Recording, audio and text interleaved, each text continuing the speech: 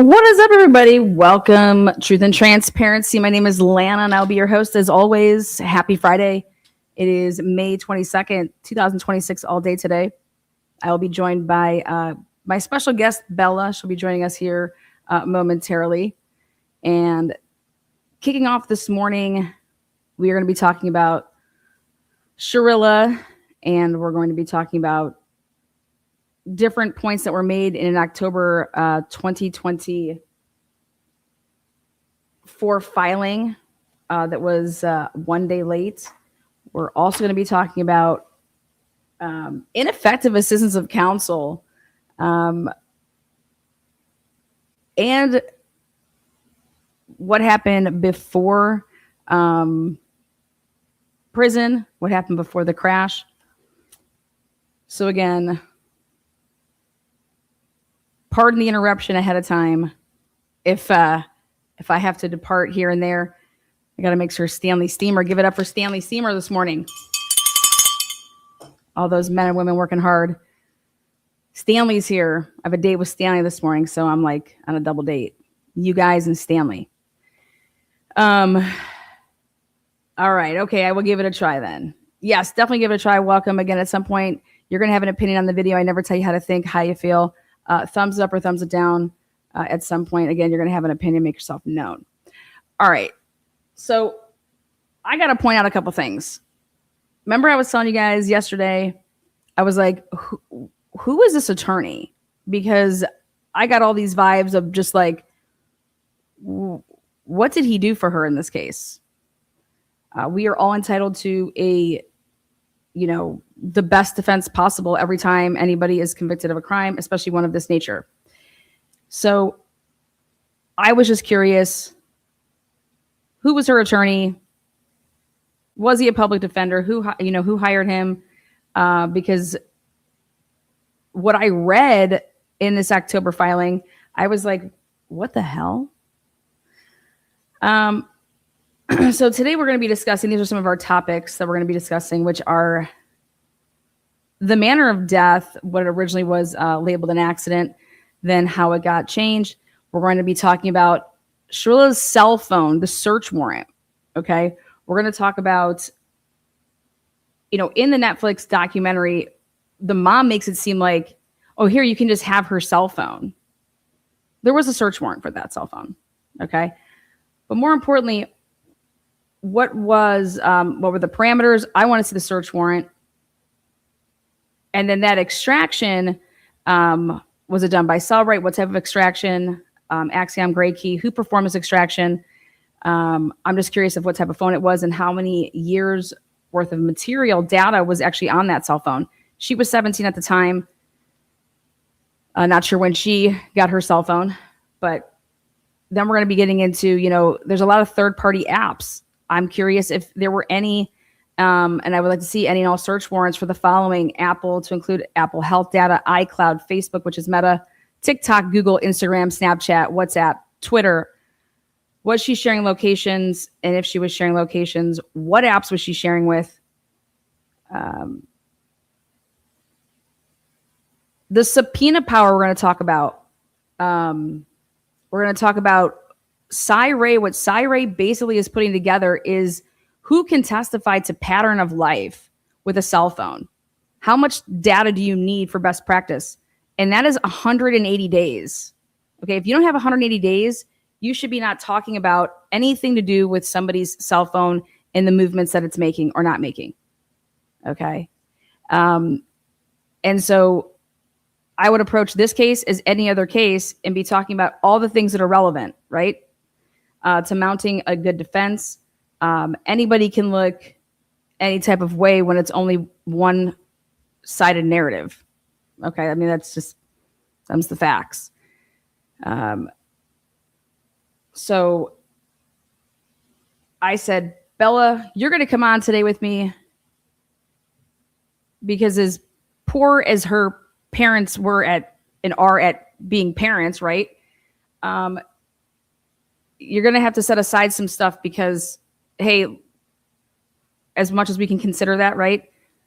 Hey, what was done for her to actually even have a defense to this changing from an accident, right, to 12 counts. She was found guilty of 12 counts. Why they chose a bench trial versus a jury trial. And the only thing I can think of is that he believed that she was overcharged with murder and that there is no way, okay, that the judge is going to see that. Whereas like the jurors, they may not get like, hey, the elements and emotion and stuff like that. But the only thing I can think of why you would go a bench trial here is that if you're found guilty on these things, which you're already willing to take ownership of, I think with a judge, she will throw out the murder charges. We're going to talk about how she was bound over. She was a juvenile. She was 17 years old. She gets tried as an adult. We're going to talk about a little bit of this timeline. We're going to talk about the subpoena power by Shirilla's attorney to obtain third-party records. What did he do? He did nothing. He did nothing.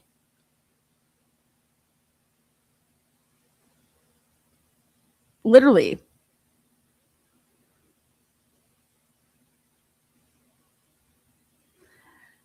Again, we're going to hear about Chris Martin, who is known as Hench. Who is this man to the Russo family? Let me tell you guys about Highway 70, Interstate 71. 71 is a ridiculously main, huge highway. It will travel you from Cleveland, Columbus, Cincinnati. I mean, it's 71. It's a big old highway. I want to know more about, so they were on 71. It's a very large freeway. How did Chris Martin know exactly where they were? If they were on the northbound side, on the southbound side? We're going to talk more about that July 17th incident. We're going to talk about did anybody testify to phone activity on that day in terms of during that time? And then how did this ever even make it in? Again, that's where that's talking about the 404 evidence. But should this even be admissible? I'm probably guessing that Tim is arguing this is not for the truth of the matter asserted. It goes to state of mind. But how strong were Shirilla's attorney's arguments against that? Because if you ask me, the version of events, depending on who you believe, paints two different stories, right? And then here, to come to find out there was text messages. Now, do I believe that she could be potentially gaslighting? Sure. But did her attorney not try that hard because he was like, she's going to see through this? See through what? Because it's just going to the judge versus a jury. It's not that inflammatory. Again, we're going to talk about a lot of things today. So we're going to invite on the guest of the hour. What is up? Let me see if this is going to work. I've been having internet issues all week. I think I'm muted. Hello. Am I muted? Welcome to the show. Am I muted? No. I'm not muted? Nope, and you sound good. Okay, perfect. Yeah, we've had internet issues and it's been crazy. Love technology. Hi, everyone. What have you been doing? Well, I just introduced everybody to this morning's Friday Live and what we're going to be talking about. It's Friday. Yeah. I got to turn you up. I couldn't hear you for the first time in my life.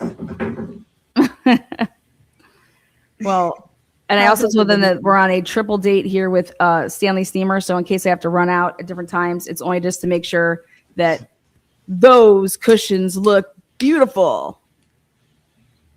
I'm happy to talk about this case with you. Okay. Yeah. Because that way, when we're going back and forth with different things, different perspectives can be, noted at the same time. Okay. Yeah. Okay, I don't know how. I mean, do we really have different perspectives on this? Well, I think my biggest thing is that this lawyer sucked a bunch of bag of dicks. So I don't think anybody should have a bag. a dicks in their mouth while representing anybody. So that's my issue is that do I think that this guy did anything for her as far as mounting a defense? Absolutely not. So that's my issue. I disagree with you. I think everyone should have a bag of dicks in their mouth when they're representing people. But no, I just saw what you titled this. I didn't know. You're so funny though. Well, I switched it up a little bit. I put escorting for 2,500. I'll take escorting for 2,500, Alex, and I'll take ineffective assistance of counsel. Oh, did you get the doc? Is it in front of you? Are you going to look at that? Yeah. Yep. I was going to look at that. So you guys, I'm stressed out from just dealing with freaking internet issues. Like literally there are days when you just want to toss electronics out the window. So I'm good right now. I'm like, thank God it worked. It was just a long time. Shoo. Okay. We good on this Friday. Okay. So what do you think about the whole fact of the matter is that she files this on October 24th, 2023, and it was a day late. I mean, how can you, right there, that's ineffective. I just don't know why you wait till the last minute. Like, why are you waiting till the last day anyways? Like, even if you don't know it's leap year, like, why would you wait till the last? This is a murder case, right? Leap year. Blame it on the leap year. I didn't know, Judge. Like, it's not been this for 3 years. Like, it just dawned on me. It is a leap year. Can you please give us a little bit of room? We just need a day. Like, I don't know, dude. Like, you're representing someone for murder. Get in there and get it done. Not procrastination 101. I'm guilty of it. I'm sure lots of people are guilty of being procrastinators. But when it's someone else's life on the line, and by life on the line, I mean they're spending their time, the rest of their life in jail, prison. Why would you do that? What do you think? I think I don't know. I don't think that any citizen should ever be like if she was pro se, okay, it's on her. Okay. It's on her. Yeah, it's on her. You know, because she's the lawyer, right? But one day missing this, do I think that it should just be? I mean, no, I don't. I think that this should. I think that this should have been allowed. In the interest of any time something's in the interest of justice, it should be allowed. Okay, that's a good argument. Okay, but if you start bending the rules for people and just saying in the interest of justice, no, a judge it's not bending the rules. The courts ultimately have the final say. Yeah, of course they have discretion. But what I'm saying is if you have 365 days and you decide to wait till the last minute and you come in on the last minute going, oh my God, it's leap year, totally forgot. Why is that okay? Then we're bending the rules. Just get it done like a couple days earlier. Why didn't they just file for an extension? Why didn't they ask for more time? There you go. There are lots of remedies that could be had, right? So yes, in the interest of justice, great argument. Would love to see it on the floor, but did they make that argument? Because you should have given them that. But is it really fair? Because why are you waiting to the last minute? This isn't that goes to were these appointed? Was this appointed to her, her appellate team? You know, because she's indigent and can't afford representation, and so my argument would be like, Your Honor, what are we gonna start having here when indigent clients come along? That hey, guess what? Just file that late, and guess what? It'll get kicked. You know, like, right? Come on.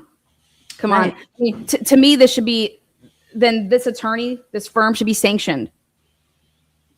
So is sanctions? Did Shirilla put in go to the bar with this shit?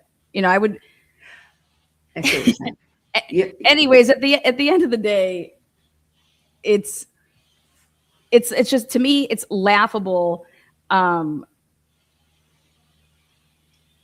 to think that ultimately a technicality like this is what they call it. This is a technicality. They think our rights are a technicality. Okay. But look, So when if- is the onus on the attorney? So if this is think about it like this. If you fill out a search warrant and you write down the wrong date, Okay. should the search warrant get tossed, or is it a Scrivener's error? What's the if we date start- If we difference? start Like, bending the rules, I'm just saying, like, you could tic-tac-toe. You could. I mean, I love it. You're not a lawyer, dude. I'm so glad I'm not a lawyer. yeah, we've been finding weird things out about lawyers, but yeah. We've been finding some interesting shit out about some fucking attorneys. And Which is why we didn't, I think, when we were kids, become lawyers, because I think both of us would have nailed it. Yeah, we wouldn't have been playing well in the sandbox. But listen, here's my thing, Lana. I just think the onus falls on the attorneys. They're the ones who are in charge of their client's docket. They're the ones who are in charge of getting things done. They get paid to do that. Don't take a case if you can't do it, right? So if that's what you're doing and you're late by a day, I mean, right? Put the onus on the attorney. And I guess with you would just file a complaint, right? Like, there's all this time. Yeah. Well, if she is being represented by an appointed counsel from the state of Ohio, and this is what they did, right? Okay. Yeah. What's preventing people? Who's to say that this wasn't on purpose? I mean, you can go down that rabbit hole. I'm just saying, like, look, okay, this happened. Great. Now you have your appellate attorneys. Attack it. Who I didn't pay for because, yeah, like what? I'm just saying there could be a bigger issue here. And the bigger issue would be like, why the fuck wouldn't this be happening on purpose to make sure that, hey, this just doesn't even get heard? So I'm saying because you as an attorney look like crap. Like, who wants to look like that? My point exactly. So I think people should be outraged over this. Like, this isn't how cases should be decided. Cases shouldn't be decided because it didn't even get to be heard because it was filed a day late.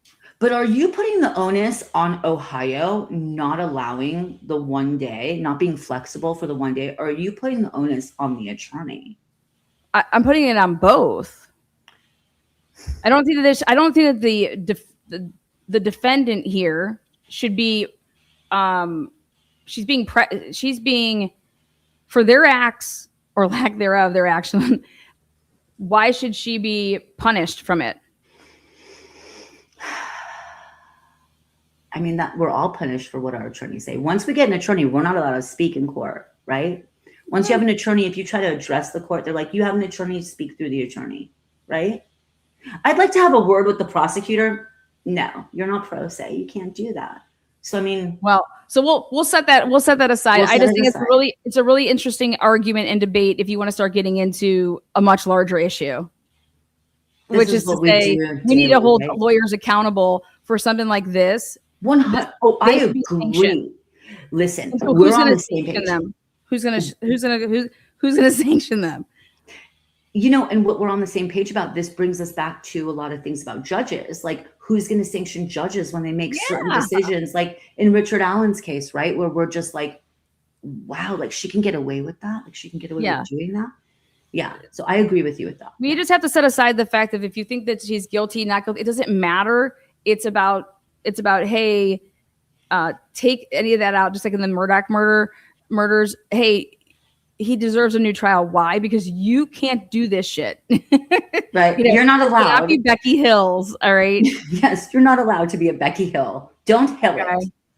And, back in the day, they would teach us, if your paper's turned in late, remember those teachers that would be like, okay, well, then I'll just take 10% off. You're automatically starting at 90. If it's 2 days late, it's 20%, stuff like that. And nowadays you don't even have homework going out to these kids and they're not even understanding, what deadlines mean. Right. So at the end of the day, we're going to move on. There's just an argument to be had on the fact of protect the citizens here, not the lawyers. And I shouldn't be punished if I was in her shoes if any one of us were in her shoes, because these fuckers couldn't add. I mean, there is a cat. You guys all know from other cases that we're following, right? That like post conviction is incredibly difficult. So, but there are things in place that do happen. Appeals do happen, right? But yeah, I agree with that, Lana. Yeah, let's table it. Yeah. Okay, so I kind of just want to go through like the different points here, which is point number one where I really want to start off is okay. Hey, the Emmy labeled this an accident. The manner of death was initially labeled an accident by the Emmy August 1st, 2022. That's a day after the accident. Yeah, because that was after they did the autopsies. Right. So this only changed after SHIRILLA was charged by prosecutor and additional evidence / information was provided by the prosecutor / investigator's office. Hey, so hello, fix Hector. Oh, what's Hector doing? Oh, that's not going to be on there. I'm going to bring up something else. Okay. It's messing. So, yeah, we're going to be.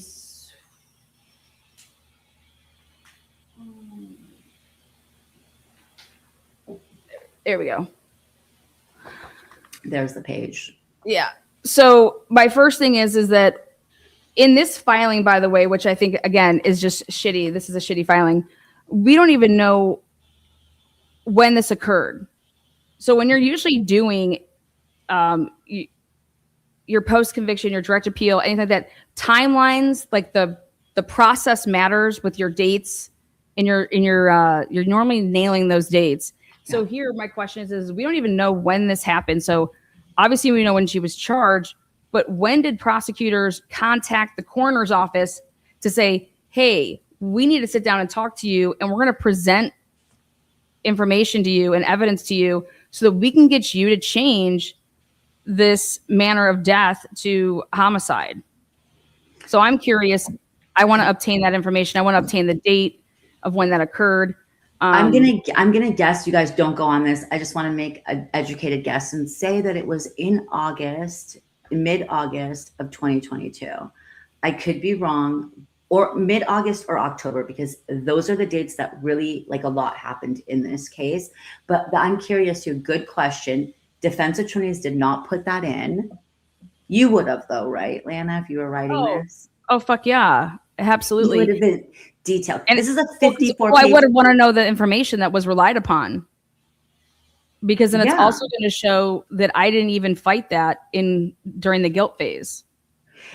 You guys, when you look at documents, there's a lot that can be gleaned from what's in the document, but there's a lot that can be gleaned by what's out of the document, what the lawyers don't include in the document. And there's a lot of things in this 54-page document that to me is like, why didn't you put that in?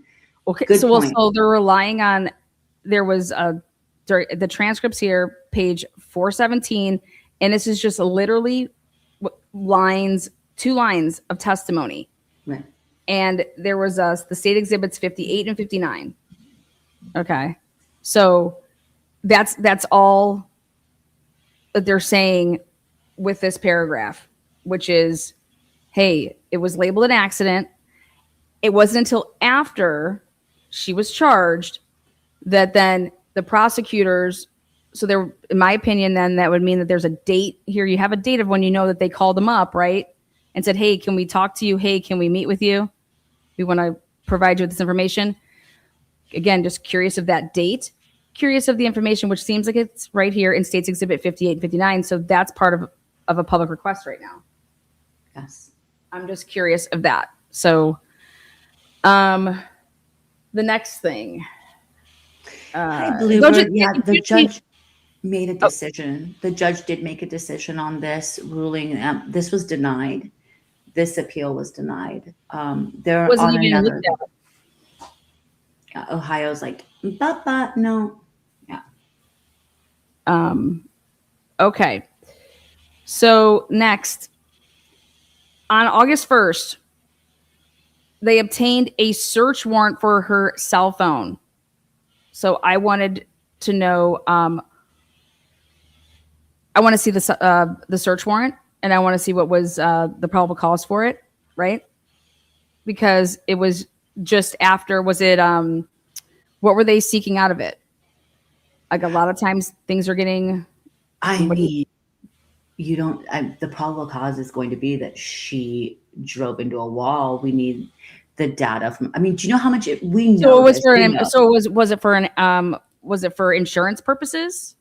No, listen, you know how much data a cell phone collects. Oh, I know. That's why I want to see the probable. I just want to see what I'm saying. This lawyer sucked. He didn't challenge anything. Yeah. Okay. So no, I think we agree on that. Yeah. So I'm just curious here is what was this search warrant and then this extraction, who did it and how long? So is it a extraction that has a year's worth, 6 months worth of, data? Like how far, what was the time scope of the search warrant that you want to see what was asked for? Yeah. Well, when you download it through a Cellbrite though, like you're going to get what's ever on that device, meaning if you bought it if you bought it 3 years ago, then you're going to have 3 years worth of material. Was the phone, obviously the phone was with her. I'm curious of the damage of the phone. Did it affect anything to do with the extraction? And the reason I'm asking all these questions, guys, is because we don't have any of these answers, which means it was not contested. Nothing about this was contested. And so was it not contested because the defense attorney on his own was doing all of this shit? And so, because you don't have to present evidence that's going to make your client, like that's one of the greatest things about a defense attorney. They can go and do a million things and they don't ever have to tell the prosecutors what they're doing.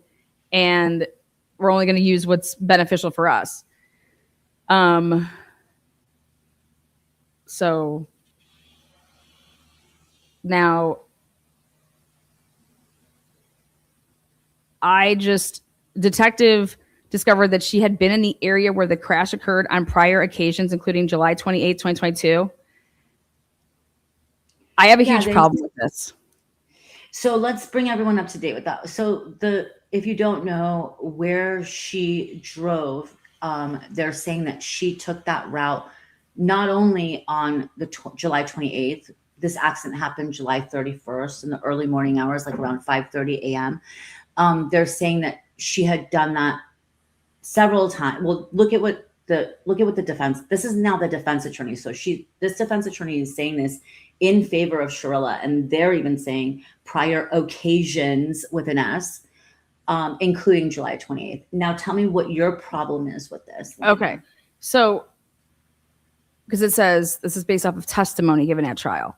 So from the extraction, the detective discovered that SHIRILLA had been in the area where the crash occurred on prior occasions, including July 28, 2022. Detective also identified 136 files that he classified as instances of SHIRILLA's distracted or reckless driving. And that's important for me because I've been over here saying, yes, exactly, reckless and or distracted driving.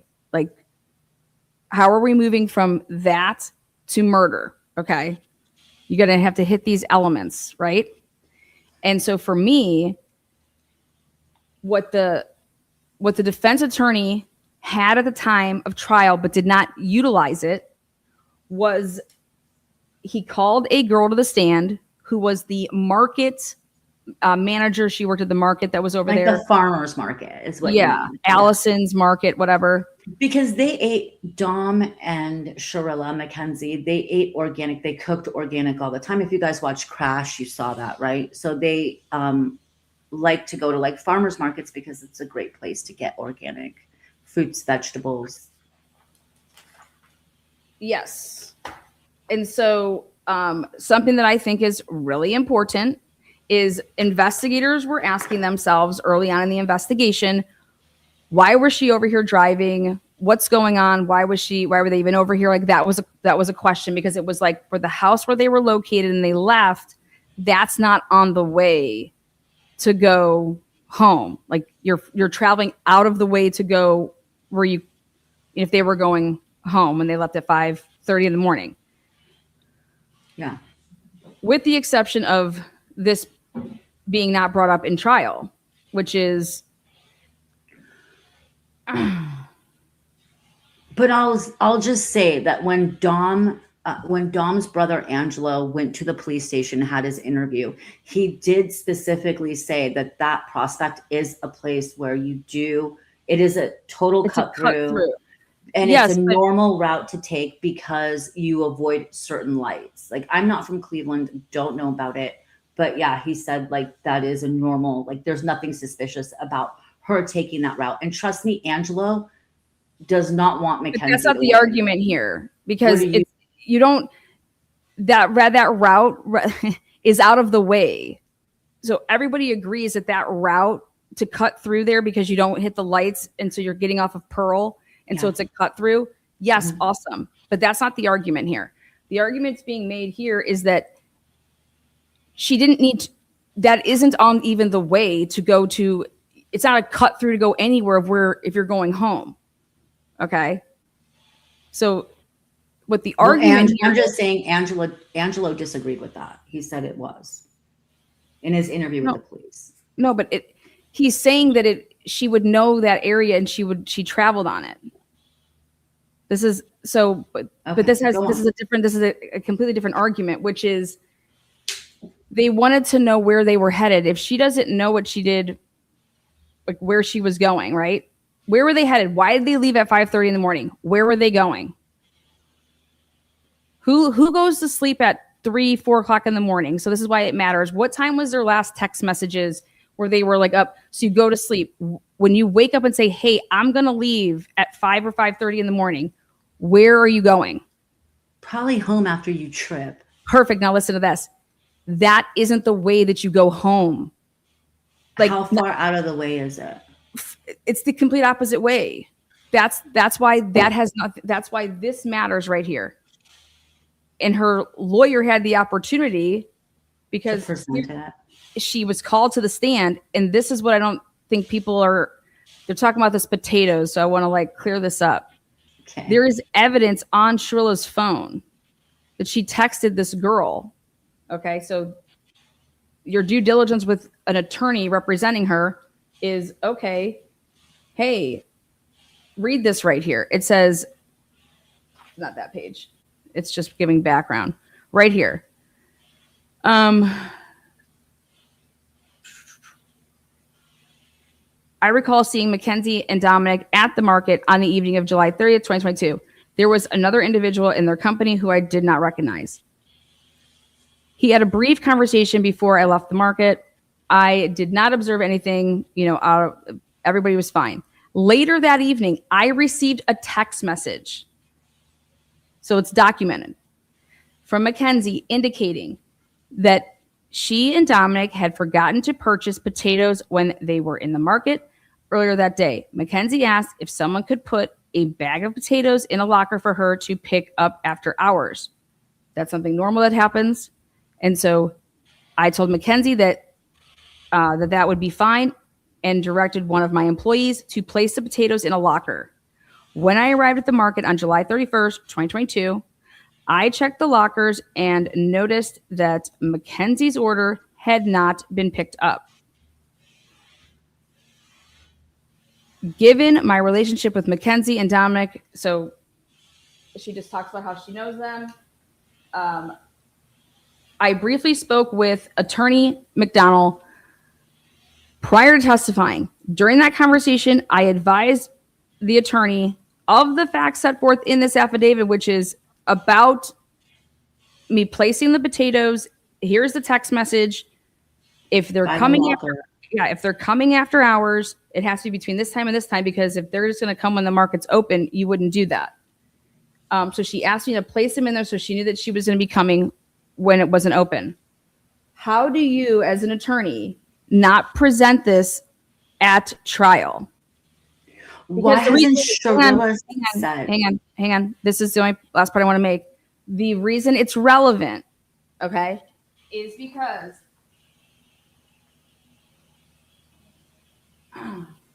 right here, she provided, including Mackenzie, including seeing them, but she also advised that I gave him the subsequent text messages regarding the potatoes. This would be something that the investigators would have had access to too, because they had Shirilla's phone and she did the texting. And at trial, she was on the stand, and he did not ask me about my interactions with them that day on the 29th. And had those specific questions been asked, I would have testified consistent with the statements in this affidavit. I have lived in Strongsville for 8 years, and the location of where the accident occurred, that intersection, in her experience, Progressive Drive is frequently used as a cut through, and that's how you would go to the market. And that's why it's important.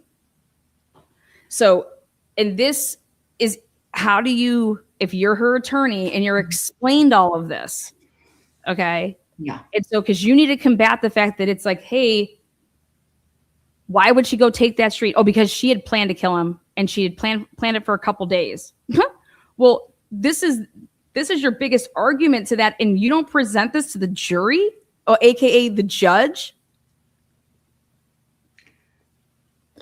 Yeah, it's a huge get. Like, that should be a thing that you use in your defense. But I agree. I agree the attorney shouldn't use it. Her vehicle. But why didn't Mackenzie in the direction of the market? Why do you think Mackenzie hasn't come out ever and said, dude, I was just trying to pick up some freaking potatoes. Like, we just wanted to cook. We're like so in love. We just wanted to like make some freaking potatoes and eat gluten-free. Why hasn't that been her excuse? I have no idea what the girl has said or hasn't said. That's not my concern right now. My concern is that why didn't the attorney say it? Also the investigators, when they're looking through her phone, okay, this is something that you extracted her device. You would have seen these text messages. If you're following up with all these people and you're trying to figure out, oh, here, what about these? You're supposed to be talking to everybody. Where is there a police report of an interview that the police conducted with this girl? Does it exist? I mean, I don't know. You would stay away from it you would stay away from it if it was to explain why she was driving that way. I see why it would matter to a defense attorney. It doesn't matter to a state case. That's all. Like, that's the simple. If you're going through patterns of history and you see that SHIRILLA and Dominic are always at this market, don't you think What's always mean? What does always mean? Well, because they said that they extracted her phone and they're trying to get a life pattern of where she goes. What does that mean? I mean, does she go to Whole Foods more than she goes to this farmer's market? How often is this farmer's market open? How often does she go to this farmer's market? What is always mean? They would know that. That's what their job is to do. So what if that evidence isn't there? This is a defense filing. What if that evidence isn't there, that they always go there? That, yeah, she's been there. Maybe she goes there like I'll give her maybe once every 3 months. But I'm saying in the extraction, that's what I'm saying. Exactly what I'm saying. If you see in the extraction that she doesn't always go there, there's no reason to go and interview this chick. Like, that would be for the defense team to do. And obviously, 1,000. I agree that they dropped the ball. But to say, like, why didn't the state? Like, no, not the state's burden. No, not the state. I didn't say the state. I said investigators before it ever would be prosecuted. But who would be the investigators? That's the state. Well, what do you mean by when I'm thinking of the state here, it's the prosecutor getting involved after the investigators are presenting, hey, this is everything this is our case. And this is why we think it's X, Y, and Z. So my question would be, like, in the Brian Drake case, they went to they had his financials to see where he used his card. So in this case, would they see where she was using her debit card? And what they did in the Brian Drake case is they went to the liquor store that he always frequented. They went to the grocery store. There's a difference between them two. Is they didn't know who killed Brian Drake at the time. With this case, they knew exactly who was responsible for the death of these two young men. So with that, yeah, you're going to look at victimology. You're going to look at what the victim did. You're going to go through and parse through their stuff like a fine-tooth comb. And I agree, the defense dropped the ball here, but I won't. I also disagree, though. When you're talking about intent, it's the path of travel. That's a huge argument. And they make this argument here which Absolutely. is if your path of travel. So here, I'm going to turn to this page, which is, okay, right here. I agree. It was a big deal for the state, and the defense should have mitigated that. And they didn't. They dropped the ball. But well, hold on now. Hold on. Okay, here.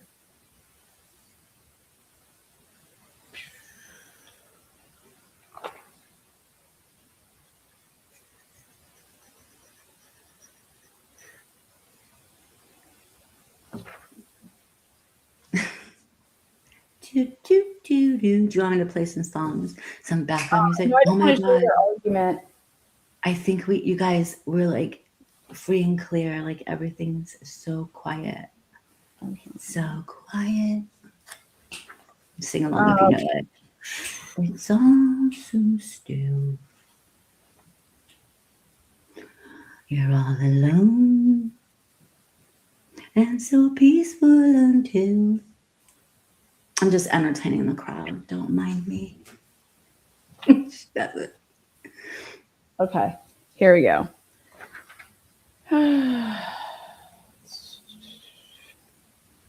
Because next we're going to get into the, I just want to finish off this last part.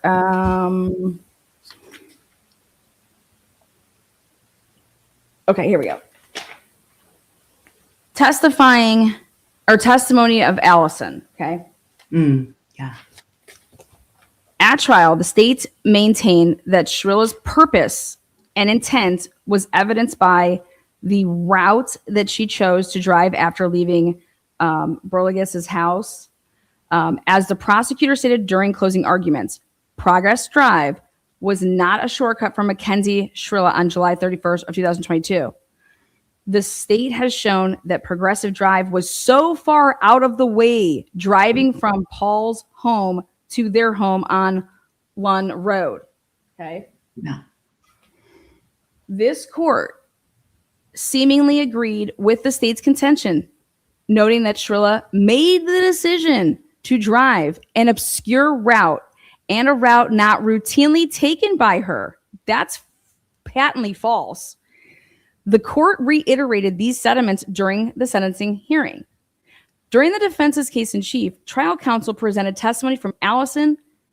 She testified that she owned an organic produce market in Strongsville and that she was familiar with SHIRILLA and DR, who were frequent customers at the market. She further testified that throughout her interactions with SHIRILLA and DR, they were very loving towards each other. This is the most important part, though, which is, as set forth in her affidavit, Allison had additional information that was relevant to the allegations herein at issue, specifically about these allegations of taking this route, that it was designed for this kill, okay? Yeah. And so SHIRILLA sent her text messages later that evening asking if she could place a bag of potatoes in a locker outside of the market and for her and DR to pick up after hours. See that exhibit, which I just showed you guys. Additionally, noted that at the time of the accident, SHIRILLA's vehicle was driving in the direction of the market. Ashley also confirms that she informed trial counsel of the foregoing information prior to testifying at trial. Despite having this information, trial counsel failed to elicit any testimony concerning this, the interactions on July 30th, or the fact that SHIRILLA's grocery order was inside a locker outside of the market on the morning of the crash. Given the circumstances and the significance of the information set forth in Ashley's affidavit, trial counsel's failure to elicit the foregoing testimony was objectively unreasonable. And it was unbelievable when I saw this. I was like, what the hell is going on here? So again, do I think that she's an absolute fucking, that's not what I'm here to argue and make strong cases for. I'm sitting here saying that one of the most important pieces of evidence was this intent to take this road. Okay. Yeah. Agree. And an offense and an argument would be is if you don't recollect anything, before and during this incident, whatever, how are you going to wait? Where was I headed? What was I doing? Well, clearly the answer is that she did. If Lana's your defense attorney, clearly you were going to pick up potatoes. I mean, I agree with that. That would have been a good defense, because this is a big thing where they're saying that she scoped it out, she mapped it out, she drove it prior. Well, it's the state of mind. It goes to state of mind, Absolutely. and that upends their state of mind, because it goes to intent. It goes to every, and so yes, I agree. It would have been a great place. Like, you know how we always say when we, like, if we were to defend something, one of like 101 defenses is move the time of the crime, right? Well, here you have something that is like nut sacks, like great. Like, just say she was going to pick up a freaking potato sack. Like, what's wrong with you? Yes. Hold on one second. Let me, I have to do. Should I sing to you guys still? Yeah. So it's an interesting, a really interesting argument. And I think what we're saying, or what Lana's saying, is she doesn't think that Shirilla, I won't speak for her, she'll say this herself, right? But Shirilla, she doesn't think Shirilla's innocent.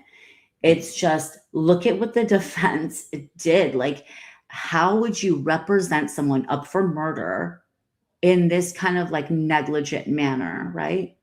And that's kind of what we talk about on this channel, is how we're represented, and try to like educate each other on ways that we can be more informed. God forbid if we're in this situation, or if someone we love is in this situation. And I think that it's just really important to know your rights. But you guys, I still have a problem with her not saying, dude, I was going to go pick up potatoes, but I was tripping on mushrooms, which weren't in her system. By the way, I think it's really interesting that they can test for mushrooms now, like for magic mushrooms, because back in the day, there was no test. In California, if you sold mushrooms, there was no test. You would get selling produce without a license if you were caught distributing mushrooms. Now it's legal in California, thank God. We can all microdose. But I think it's interesting that they can test. That's like a side note that I found very interesting about this case, that you can test for magic mushrooms in someone's system. Love that. Do you know if I'm on it? Like, you were on magic mushrooms a month ago, and it's still not out of your system. Like, could you imagine?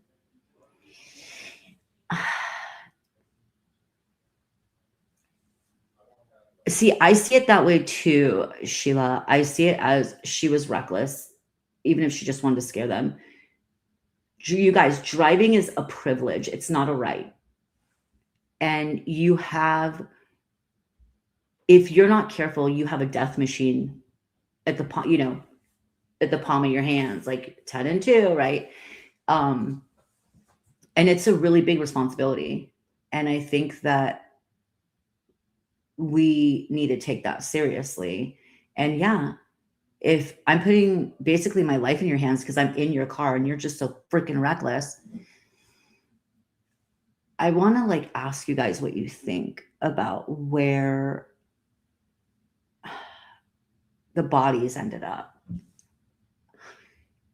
And what we saw with Crash, if you guys watched Crash, right? So the black box registered that the car went into, and there was like minor shifts, like not major shifts, even though in this filing it says there was like 146.5 degree turn. But I think that's like, I think the defense had a lot of, I think the defense had leeway when they wrote that. I think that they used a lot of artistic, I think it was after it crashed into the wall when they're saying that it did that.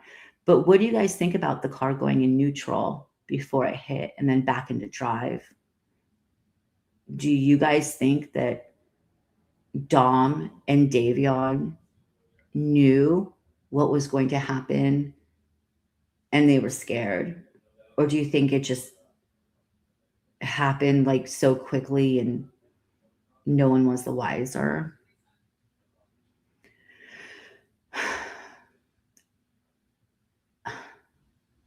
when this case first happened, obviously we were busy covering other cases, but I didn't deep dive this case. When I deep dive a case, it's crazy. But I got into this case and I thought that it was really interesting that she had her seatbelt on. And I didn't know as much as we know now when it first happened. You're back. Yes. Yes. Stanley, thank you so much. You just fluffed me. Fluffing the steamer. Thank you, Stanley. Yeah, so thanks, Hector. Thanks, Stanley. We just love these names here. Yes. Sorry about that. But they're done now, so that's great. It's amazing. We know how to adult over here. Yeah. I have an interesting thing with that, Heather, about pulling the e-brake. Imagine the seconds it took to do that, right? Is the e-brake going to be your like main, I don't know, like you might not think about it. You guys in a Camry of that year, is the e-brake right there, like right next to you? It just like really it all just trips me out. And I really hope that it was quick. Yeah. All right. So that was one thing I wanted to bring up with Ashley at the market was that Allison. Yeah, her too. Girl, Ashley. Ashley at the market. That Allison should be the name of a band. Ashley at the market. Such an emo sounding band. Go get your organics from Ashley at the market. Right. Right. So here, next topic is keeping us on pace here. Okay. We're going to talk about, like I said, his phone, her phone. Okay. We can go into all day about the search warrants. I'm just curious. We're going to get those. We're going to see what material came back, what they were actually looking at. I talked about the fact that Cyree would be all over this case to say, you want to do a pattern of history of life on somebody over what, a 2-week period? Yeah, never. Like that would never fly. That's not best practice. That's not. So just picture this. Can you imagine having and going to trial for murder and you have nobody? It's just all he relied upon was, meaning her defense attorney, was I'm just going to cross-examine these people, but I'm not going to call anybody myself to the stand when it's talking about these key points of the case against her. I know. I'm like, how crazy is that, guys? Like, wait, do you understand? Like, excuse me? We all know that you can't start driving until you're 16 and a half now, whatever it is. This accident, what is it? I think it's like you can in start Ohio. You get 16, but you have to do your. I mean, her mom your probably prerequisites. They got her a car when she was 15, though. Okay. Because that's how they roll in the Shirilla house. They just enable their children to death. Well, just one kid. Right. I guess Danielle, her sister, just is like the piece of shit scapegoat. Like, and she's the golden child. Like, mom must be a narc. Like, it's insane.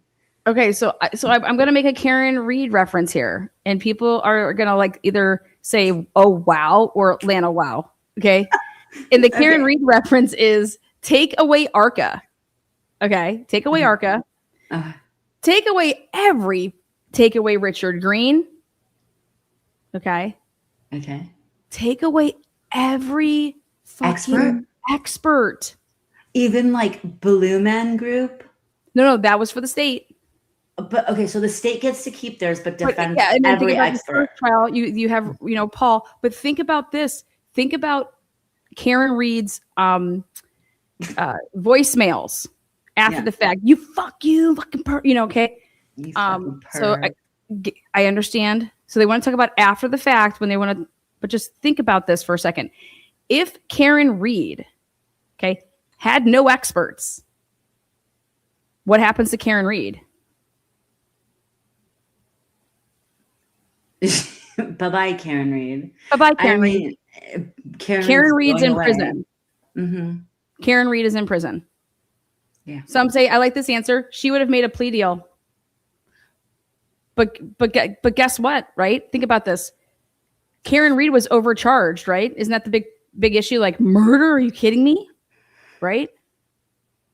Oh, overcharged, not money-wise, by the defense. Yeah, Overcharged by the state. Yeah, Holy overcharged by the crap. state. Wow, my head. Okay.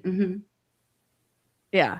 Yeah, So when you think was. about things like this case and Karen Reed's case, right? Karen Reed was the cop killing boyfriend and blah, blah, blah, right? Karen Reed, if she doesn't have ARCA, if she doesn't have the digital, the guy, everybody that she had, take it away. Take it away. Give Karen Reed this attorney, and Karen Reed is going to prison forever. Bye. Bye. Write you on Cirrus. Okay. So pen pals for life. If Karen Reed had a choice to say, you either can have Turtle Boy and what he did for you, or you could have your defense team and what you presented at trial, what do you think Karen Reed would pick?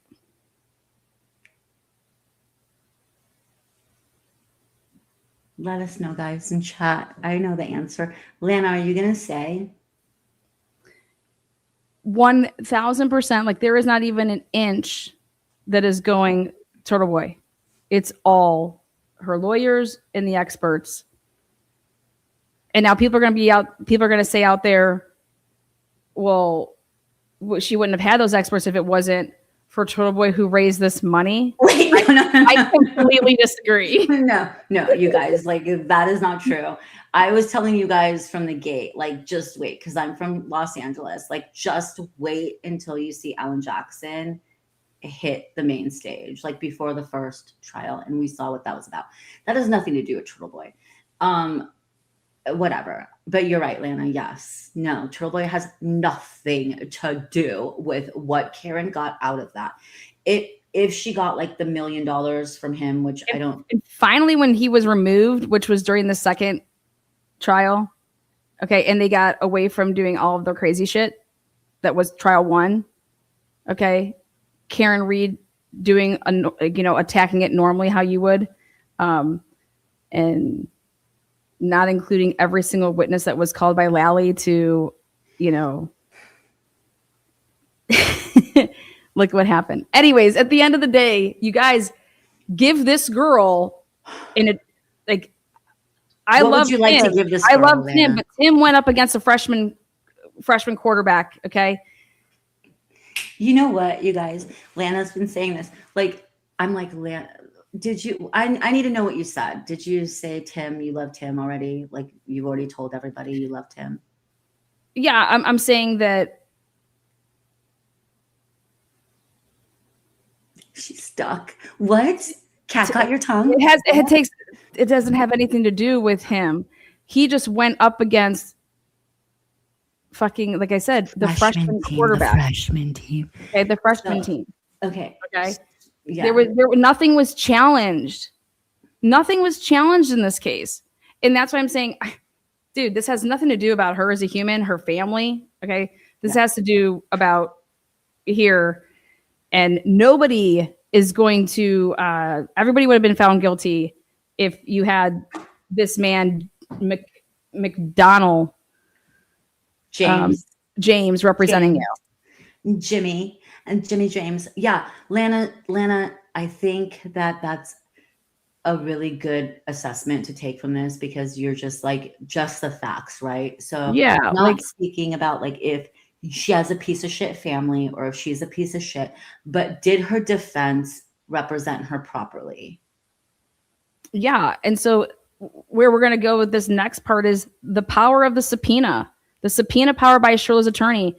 What that means is you have the opportunity as a defense attorney to subpoena and obtain third-party records. Okay. What we're going to talk about here is Chris Martin, whose nickname is Hench. Okay. This is the person. Okay. So I have a question for this defense attorney. Did you take your did you take your investigative team, your PI, somebody, and say to yourself, who is this Chris Martin guy if he's not Coldplay? And what's his past like? Has he ever lied before? We need to dig into his background to see, like, who is this guy? Who is he to the family? And now we want to put the order of events for July 17th. But more importantly, there was arguments to not even allow this in. Okay. Because what is this for? It's irrelevant. This didn't happen on July 17th. There was no accident on July 17th. It's no different than the Aruba trip. For Karen Reed. Okay. Did the bimbos testify in trial 2 with the Aruba trip? No. Did they take umbrage with you calling them bimbos? Okay. Well, you know what I'm saying. So hold on. What are we looking at here? Let me just change something. So I want to know what this defense attorney did, and I know the answer, and the answer is dick. Okay. He did dick. First of all, how did Chris Martin know if they were traveling northbound or southbound? Like I told you guys, 71 is a huge highway. It is anywhere between 2 to 4 lanes, potentially 5, on each side. So how did Chris Martin know if they were northbound or southbound? And were they just pulled off on the side of the road? What was DR's phone activity during the time of this July 17th incident? Like, who was he calling? What was his phone doing? Did DR call his mom? Did DR call Chris Martin himself ever in his life? If not, why didn't he call him himself? Like, what type of, like I said, what's this family dynamic relationship? Has Chris Martin ever picked DR up before, ever? Did Shirilla's attorney have him investigated by, his team? Does he have a past history of being dishonest about situations? Because he got on the stand, and it was his testimony and his testimony only that claimed that when he went to pick up DR Dominic on July 17th, that here, let me put it up here. July 17th, 2022 is a really big factor in how Shirilla got sentenced, because it was like, you've done this before. And that's also what the family's claiming now is, oh my God, we have text messages from that day from Dom basically saying he's the one that caused it. I'll just state my opinion because I have to. I think that Shirilla got in front of something. I think Mackenzie got in front of something and made that up. That's my opinion to it. I don't think those are real. And I think that he, as a good boyfriend that was just mellow, responded in a way that a mellow partner does, which is like, yeah, all right, next. Well, so here, the detective also conducted numerous witness interviews during the course of his investigation. He obtained statements from individuals who were present at the same parties on that day, which I would think is relevant. He also spoke with DR's mother, which I think is relevant, Christina Russo, as well as his brother, Angelo Russo, who described the sometimes rocky and tumultuous relationship between Shirilla and DR. Christina also informed detective about a prior argument between Shirilla and DR that occurred on July 17, 2022, while Shirilla was driving on Interstate 71. And again, they're referencing, please turn to the trial transcripts, page 499. That's where you can see this testimony. According to the testimony, DR called and requested that someone come and pick him up because he and Shirilla were arguing. That's at trial transcripts, page 154. Christine had her friend, Christopher Martin, drive to pick up DR on the highway. Well, how do you know where? Do you guys understand what my question is there then? Dude, this highway is so freaking long. I get it. There's an exit right there off of Strongsville, but you'd have to give, like, where are you? So, hey, I'm right off of 82. That's the exit 82. Or I'm off of Snow. Like, where I'm very familiar with Cleveland. Okay, that's where I was born and raised. So how would this guy know where to go? You have to be very, very specific. Okay. Otherwise, I mean, and what type of car are you in? Like things like that. There would be, you know, all this, that there should just be evidence of this, right? So anyways, right here, Martin claims that when he arrived at the location where Shirilla's vehicle was stopped, he saw her swing her hands at DR and threaten to crash the car. And this is why you would want to, if you're a defense attorney, completely shred this person's credibility. And this defense attorney did none of that. No, he didn't even. Yeah. Okay. This is a very lazily written motion, in my opinion. Well, no, this isn't from his trial attorney though, or from her trial attorney. Oh, that's right. This is from, but this is from the appeals. Which is so lazy as fuck. I think this is a very lazily written. There's so much. This had no reason to be a day late. That you could have wrote this in a fucking day. Period. Let's just be honest. I'll call a spade a spade. Not the way we edit, Lana. No way. Like, I'll give them 3 days.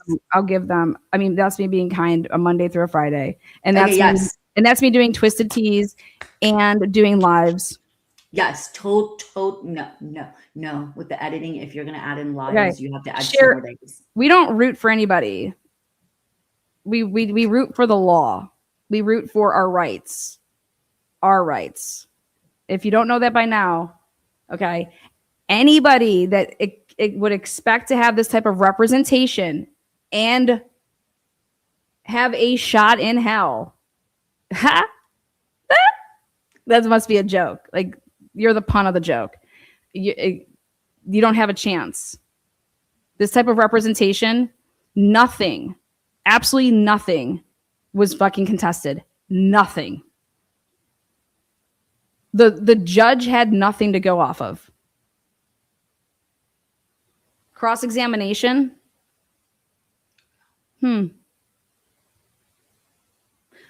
Mackenzie's defense team. We're Temu specials. There is so much. Yeah, we haven't even gotten to the pot stuff, which we're going to definitely talk about, because I got her a little clip of the medical records.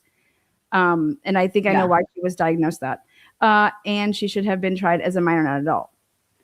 Yeah. I think there's a lot of arguments to be made about it. Like, this just is wild to me. They had the binding hearing, Murky. The Bindover hearing, which is in Ohio. I don't know if that's how it works. I've never heard of it prior to that, which is to determine if you're going to be tried as a juvenile or an adult. And they just found that it was so egregious that she should be found, she should be tried as an adult.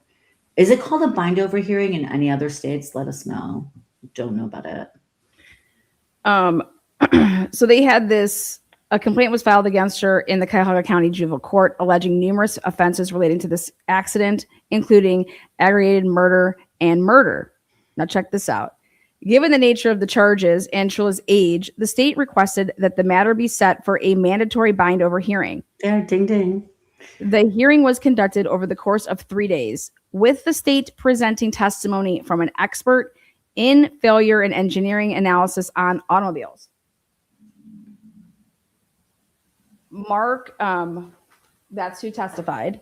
Sergeant, wasn't it? Yeah. Yeah. Who determined that the crash was not caused by any mechanical failure with the vehicle. This is during the Bindover hearing, the 3 days. Yeah. The state also elicited testimony from Sergeant Adam McQuaid. So it's just a police, somebody that's in the police department. Was he with, I'm curious where Sergeant McQuaid, was he a Ohio State trooper? Was he a Cleveland cop? Strongsville. Anyways, but this person, I think it was a trooper, because they are talking about the information extracted from the vehicle's EDR. That's like more of that, probably that wheelhouse. Sergeant McQuaid determined that in the 5.8 seconds preceding the impact. So think about this. I think he was in the dog. He was the guy, I think, that was sitting there in the car talking about it. But yeah. Yeah. So think about this. That's like the Blue Man Group in the Karen Reed case, right? And all the chip data, right? All of that stuff presented. Hey, you gunned it. You went 24 miles an hour. Okay. Just think about all that shit. And think about you're not contesting it in any type of capacity. What? Your client is being charged for murder. Lazy. You're lazy. Fuck lazy. You should be disbarred. Like, what are you doing? You should be saying things. I can't go to trial without having this. Otherwise I'll be ineffective.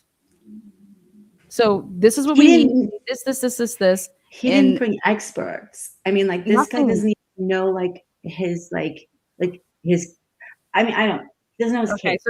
So moving on here, this is something that I think needs to be pointed out, which is, yes, he's talking about the 5.8 seconds preceding the impact. The vehicle was traveling in excess of 95 miles per hour, and the gas pedal was fully depressed. Okay. The vehicle then registered a hard right turn before making contact with a curb, not even the sign, but with a curb, and eventually striking the building. Okay. So if you're making a hard right before it hits the curb, you did try to turn. And where is there evidence that the car hit it straight on versus the impact of the car as far as hitting the building? If it hit the sign too before it got there, if you look at the debris trail, you'll notice that the debris trail is not all around where the car ends up, but it's back further. Okay, who did a reconstruction of that? Not the defense. Have you guys seen a 3D reconstruction of that crime scene to date, even by the state? No, I really didn't. I think that the trial was just highlighted on, like, I don't understand, if you have cameras in there, why can't we just watch the whole thing? It's so irritating. I think only highlights were shown of that trial. Is that what it was? I don't know. We're putting a request in for the trial transcript. So yeah. But and the Bindover hearing. I didn't know this. I don't know if people understand that the vehicle then registered a hard right turn before contact with a curb. That is way different, okay, than before the sign. It is before making contact with the curb, which is before the sign. But they're saying there's no skid marks, so nobody pressed the brakes. And so, but if you made a hard right, whether it was a hard right or a hard left, right? Okay. Mm-hmm. How at that speed is the car not beginning to be into a spin? Flip.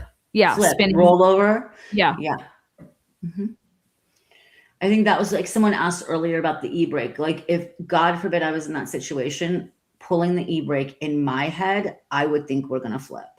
Going, fuck yeah. That fast. So I might not. But why are we guessing? Why was this left to guess? No, somebody in chat was like, why wouldn't someone pull an e-brake? And I was like, if I was in that situation, I might not pull the e-brake, because that would maybe in my head be like, we might flip at this speed. I don't want to touch the e-brake. Yeah, I don't know. Just reckless. No, I'm saying why is it left to be guessed? Because this should have been done by even the state. You mean the reenactment of what happened, or like the physical properties of what happened should have been done in a controlled setting? This language right here, you guys, it's coming straight from the trial. Well, that's the binding trial. Yeah. The Bindover trial. Yes. Testified. Okay. Testified to this statement here. Okay. Which then that defies everything that I was ever told about this, which was she didn't flinch. She didn't try to do anything in terms of, moving the wheel, nothing. Okay. And this defies that for me. But listen, first of all, we don't know who grabbed that wheel. And that's my point. That's reasonable doubt then. Sure. But listen, we also don't know what came after that. This is a defense filing. No. It's not a defense filing. This is straight up. This sentence right here is quoted straight from. Right. So if you listen to what I'm saying is after that, we don't know what comes after that. So that's he's saying the defense attorney, the appellate attorney, is saying this is something that was said during the trial in the binding hearing. We do not know what the cross-examination of that was. We don't know if like somebody got up there and was like, doesn't matter. Okay, so you think that doesn't matter? I think it does. Well, because this is what he's testifying to. He's testifying to a fact that is not being presented in the public whatsoever, which was that this turn happened before contact with a curb. Right. And that language to me matters. That's all. Okay. I'd love to see the trial transcripts from I would love to see We're trying to see them. We're trying to get them. But I want to see what the answer to that was, what the cross-examination of that question and that ended up being. Well, although none of the witnesses had direct knowledge as to what occurred in the vehicle that morning, Mark acknowledged that the multiple turns documented by the EDR could have been the driver attempting to obtain or maintain control of the vehicle. Regardless, the witnesses' general consensus was that driving at that rate of speed on that particular road was reckless. And that's important for me because I'm all on the boat of that this was reckless. Okay. This in of itself is how do you jump from having this be, because I think that how did this not end in a plea deal if she's willing to take responsibility for it being a reckless, like a DUI? What are you saying, reckless homicide? Yeah, it's the same. When you're in a vehicle and anytime that you would go ahead and you would drink and then you would get behind a wheel and you go ahead and you kill somebody from drinking and driving that way, that's considered reckless, aggravated homicide. Yeah, we got those. So I'm over here like saying like to me this is reckless, right? Yeah. In this driving, and that if you're trying to turn, so you were trying to not have this happen, like hit the building for number one.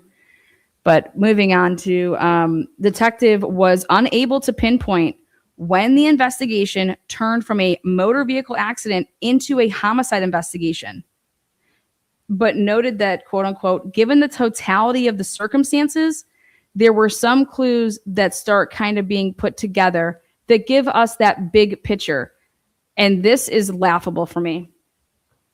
When did this change from being an accident to being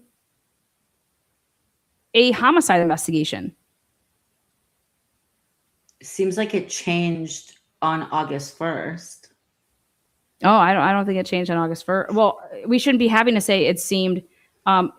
If a prosecutor isn't trying to go talk to the ME and get anything changed prior to that date, that, hey, I want to present you with more evidence, to then get the ME to change from, accident to homicide, right?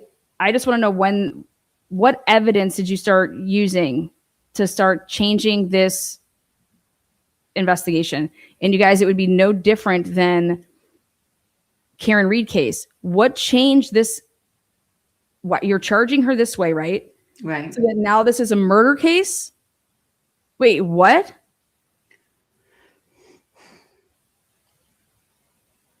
What changed? What compelling information, and what are you relying on that you're changing it? And so when you hear an answer like this to me, go fuck yourself. That's not good enough. The totality. No, okay, great. We're gonna get to you want to do a conclusory statement. I'm not okay with that. We can get to your conclusory statement, which is this is the totality. So my response to that is okay, the totality. Begin with the beginning. What did you do that started giving you this compelling evidence? Because did you start with a crime scene reenactment? Did you go and hire a crime scene reenactment specialist an expert to go ahead and recreate this? No. We got the black box. We got this. Okay, awesome. We waited till we heard that this was not a malfunction with Toyota. You get what I'm trying to say? Like you'd be able to answer that question with not this response. But this Yeah. response tells me that you didn't do the investigation, somebody else did. And that's her appellate attorneys. But you understand, okay, what with the John, You with don't know the Karen- answer, just like the Frank with Colbert the, case. with the O'Keefe case. When did John have his autopsy? When did they do the autopsy on John? Right away, yeah. So like the next day? Yeah. Okay, so this is then, yeah, you're right. It's very similar to that case. And you have to think they're doing the autopsies on these two young men the next day after they're killed. And there's going to be, so if the medical examiner puts down accident on the 1st, this happened on July 31st, August 1st, that says accident, there's going to be things that come out. And I agree that the defense attorney, the appellate attorney should put more information down there, but. Well, that's just his testimony. But the other part is my problem is that you guys, we cannot convict people because they are pieces of shit. We cannot convict just because you're a drug dealer. We can't say, oh, you're a drug dealer and look at all these drugs you were dealing and we're going to charge you with murder though. Where are we getting that from? No, I'm showing that as an example. Like you can't, I can think that these parents are pieces of shit. I can think that she's a bully piece of shit. Okay. Okay. But we have to, how does that equate to, that is not evidence of this murder. You understand like that? And that's so hard for people to separate that. I believe that this girl is a human piece of shit. Okay. But do you believe she killed them?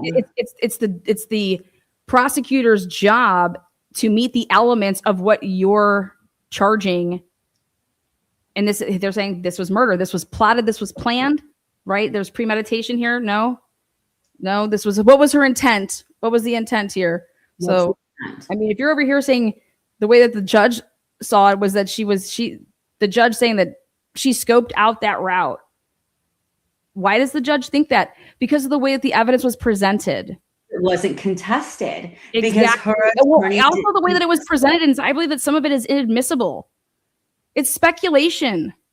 We would have to see the trial transcripts. This is ridiculous. But we would have to see the trial transcripts because you have every to make time a that she's record. driving them, you could say that her intent was to fucking kill people. You would have to make not just people in her car, but people like me and you that would be driving on the road because of the way that she's driving. But listen, in order to say that's inadmissible, there would have to be a record made of that. We can't come Monday quarterbacking it and saying like they didn't do the right thing. That's something that's caught. We can, but I mean, we can all day long. We are.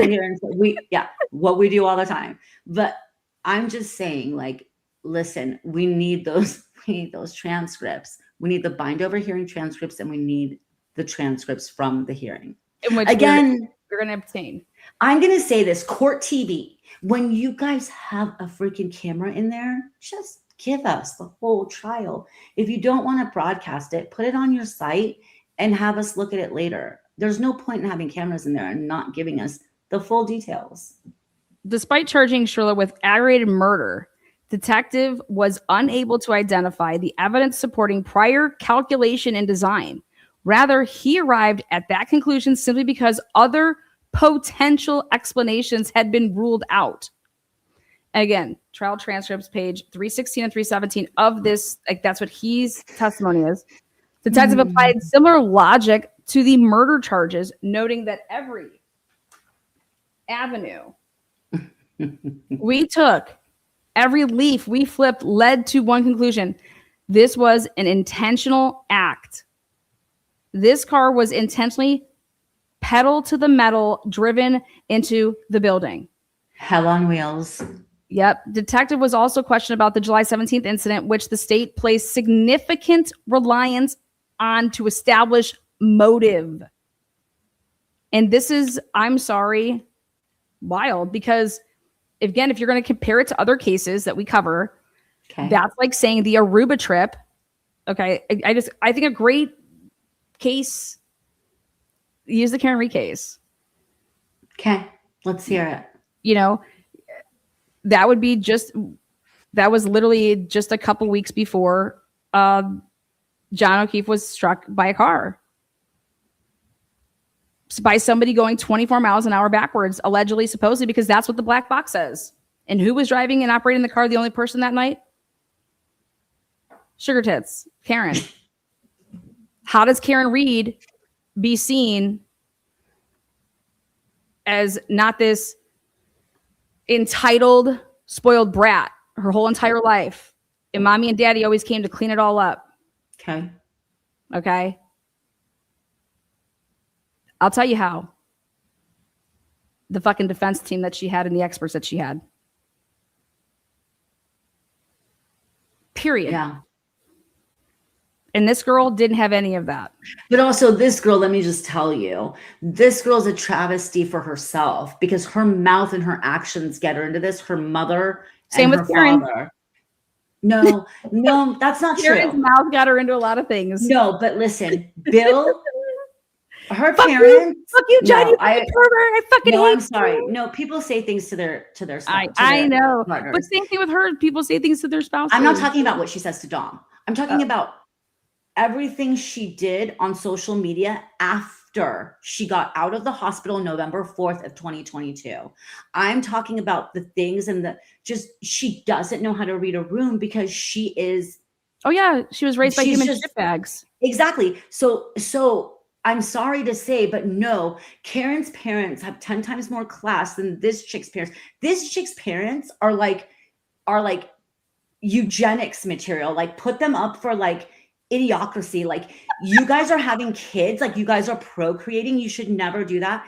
You guys are putting these monsters out into society. How dare you unleash these kids onto us? Like you raised this absolute piece of shit and unleash her on society. Like literally get fucked is what I want to say to her fucking parents. Fuck you. Fuck them.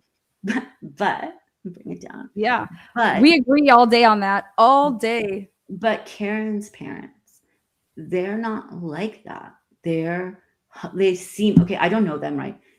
They seem humble. They seem very happy and like happy to get the support they get. These parents are like soulless. Like he just lost his job because of mouthing off on this documentary because he works at what? Like some freaking Catholic school in Cleveland and like can't control himself. And like, I'm sorry. Like he's a piece of shit.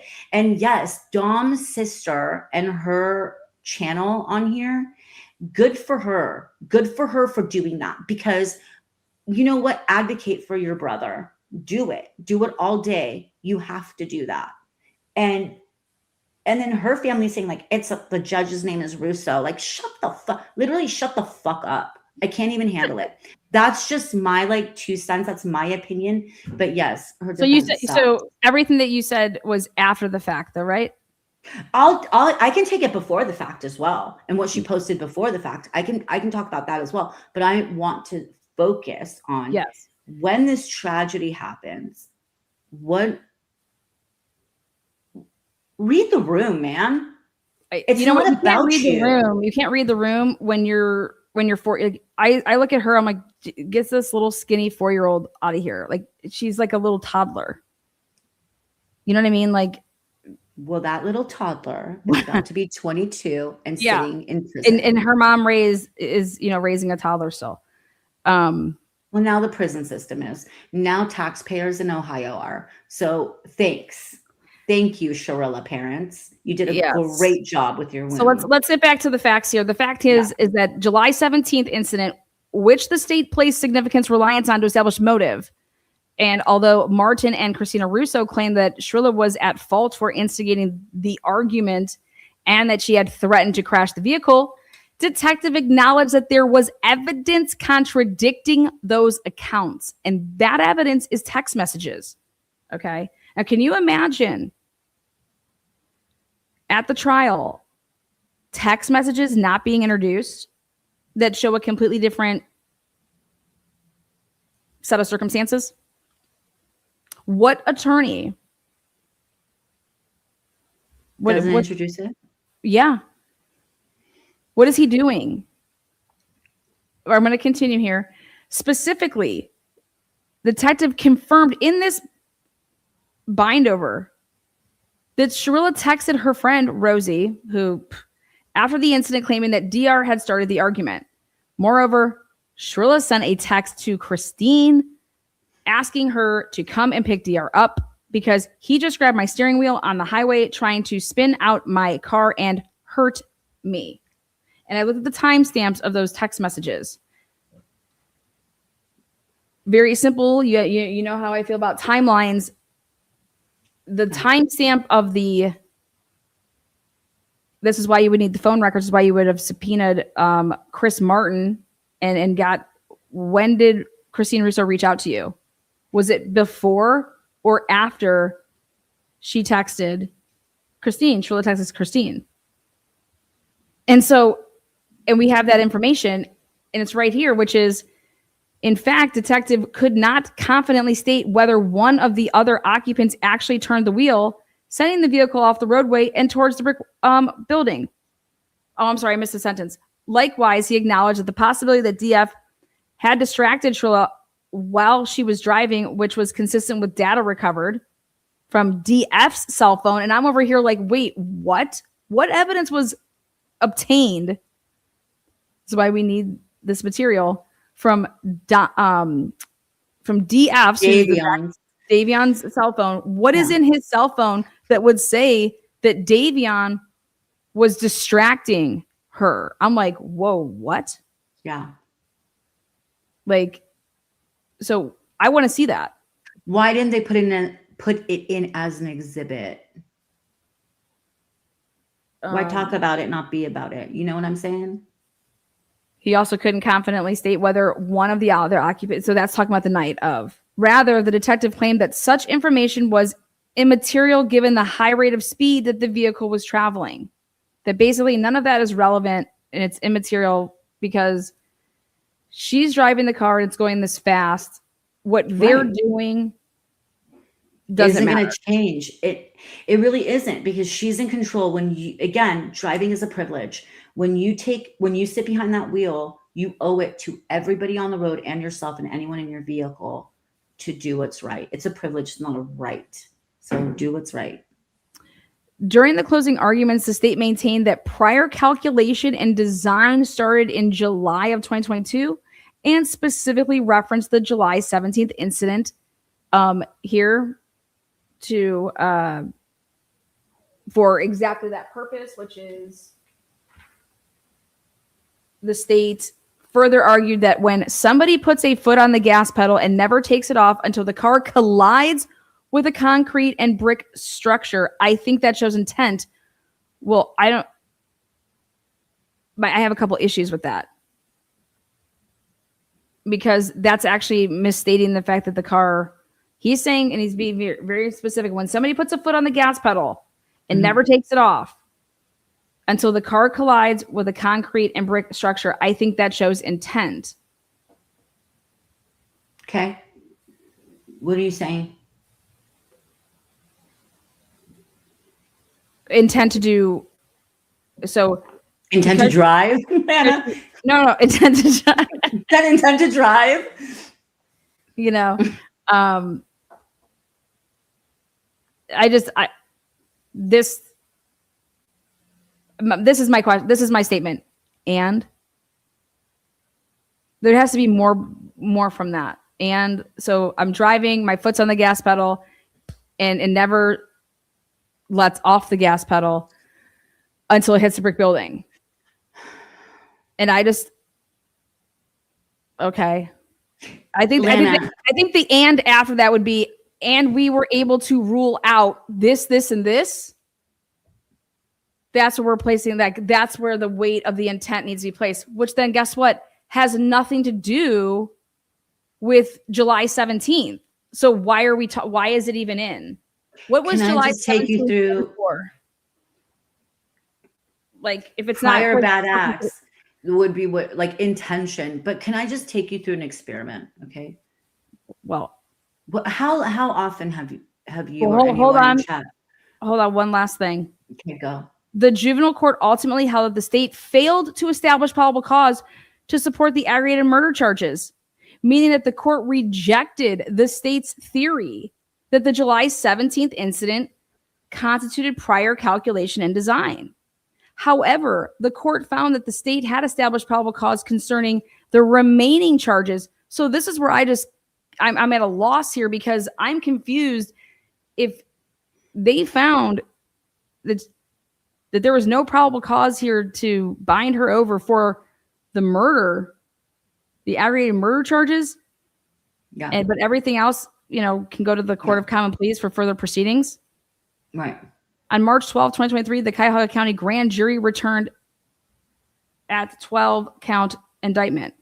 So my question is that, are we dealing with a faulty situation here because it should have never even been presented to the grand jury to indict her for murder, aggravated murder? And so this is a huge problem for me. You get what I'm saying? I'd love to know what Tim thinks about that. What the legalities of that is. You're not able to bind her over. So, because she's a juvenile. And so the bind over is, okay, we're binding her over to be able to go to the common pleas and be handled as an adult. Yeah. We took this to a grand jury, and how are they returning this 12-count indictment against her?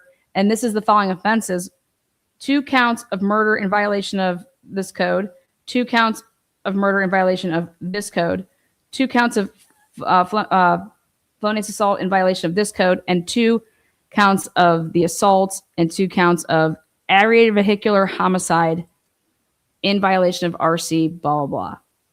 Right. And then there's 1 count of drug possession and 1 count of possession of criminal tools in violation. I think that's for the scale, right?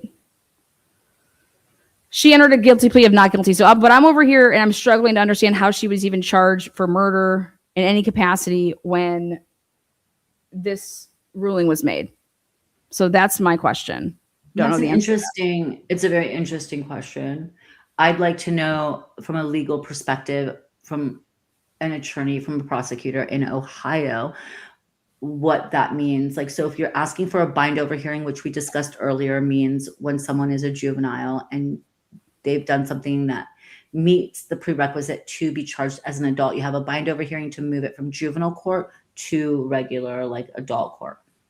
But that's a very interesting thing that Lana's saying, if you guys are getting what she's putting down, which is she shouldn't have been able to be indicted through a grand jury because it shouldn't have been able to be because they came back. Yeah. Because the grand jury came back and said, and they basically were like, this isn't, we're not going to go with the murder, but we're going to go with these 12 counts that are a little lower. So that's interesting. I want to ask Tim what he thinks about that. Are you going to continue? Okay, continue. The matter eventually proceeded to trial. Prior to the commencement of trial, the court accepted her jury waiver, and that's going to be where we're moving on with our next debate here, which is why did she choose to waive her jury trial rights? We all have that opportunity, and we all have that right. She's waiving it to say, I want this to be heard, and I just want the judge to determine if the state has met their burden with the elements. Okay. Your thoughts? I want to take you through that experiment because I think that most of us haven't ever, it's very rare that we've taken a vehicle and legitimately pushed the pedal to the metal, engaged the gas pedal to the floor of the vehicle. How many of the people in chat have done that? Lana. Okay. What do you want? You think that you're going to go get into a car and go do that? I'm never going to go do that. Right. That's my point. Now put yourself, if you can, put yourself in the position of you're doing that. What is your intent? Because that feels just even thinking about doing something like that feels reckless. Well, I think at first you have to prove that she didn't have, that nothing took place in that car other than her physically doing that, and that she chose to do that. What do you what else would be that? Somebody pushing on her knee? pushing down on her knee to make her. Yeah, foot. well, that's where it's going to get to the last part of my debate here, which is going to come and talk about this medical stuff. Because at the end of the day, it's on the everything's always on the state. It's their burden. So they're going to have to prove, right, that this was exactly what they're charging her for. And I think that using, I don't know how July 17th, okay. Mm-hmm. The incident from July 17th, from 71, from the 71, which you're saying is very long. Yeah. Yeah. Versus every other time that they're in the car together and they're smoking blunts, fucking doing lives on the phone, being so distracted, being reckless. How is that any different? Because you could die in a car accident going 25 miles an hour, just depending on literally what happens, how it all impacts, and going 55 and going 100 up. But how is this change from being reckless to that the intent was to kill? The intent, like what's?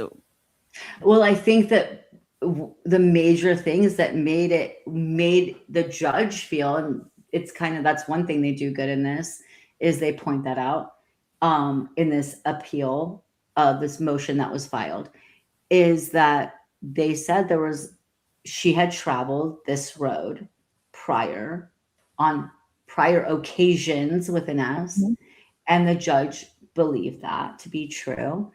And the judge apparently believed that was for scoping purposes.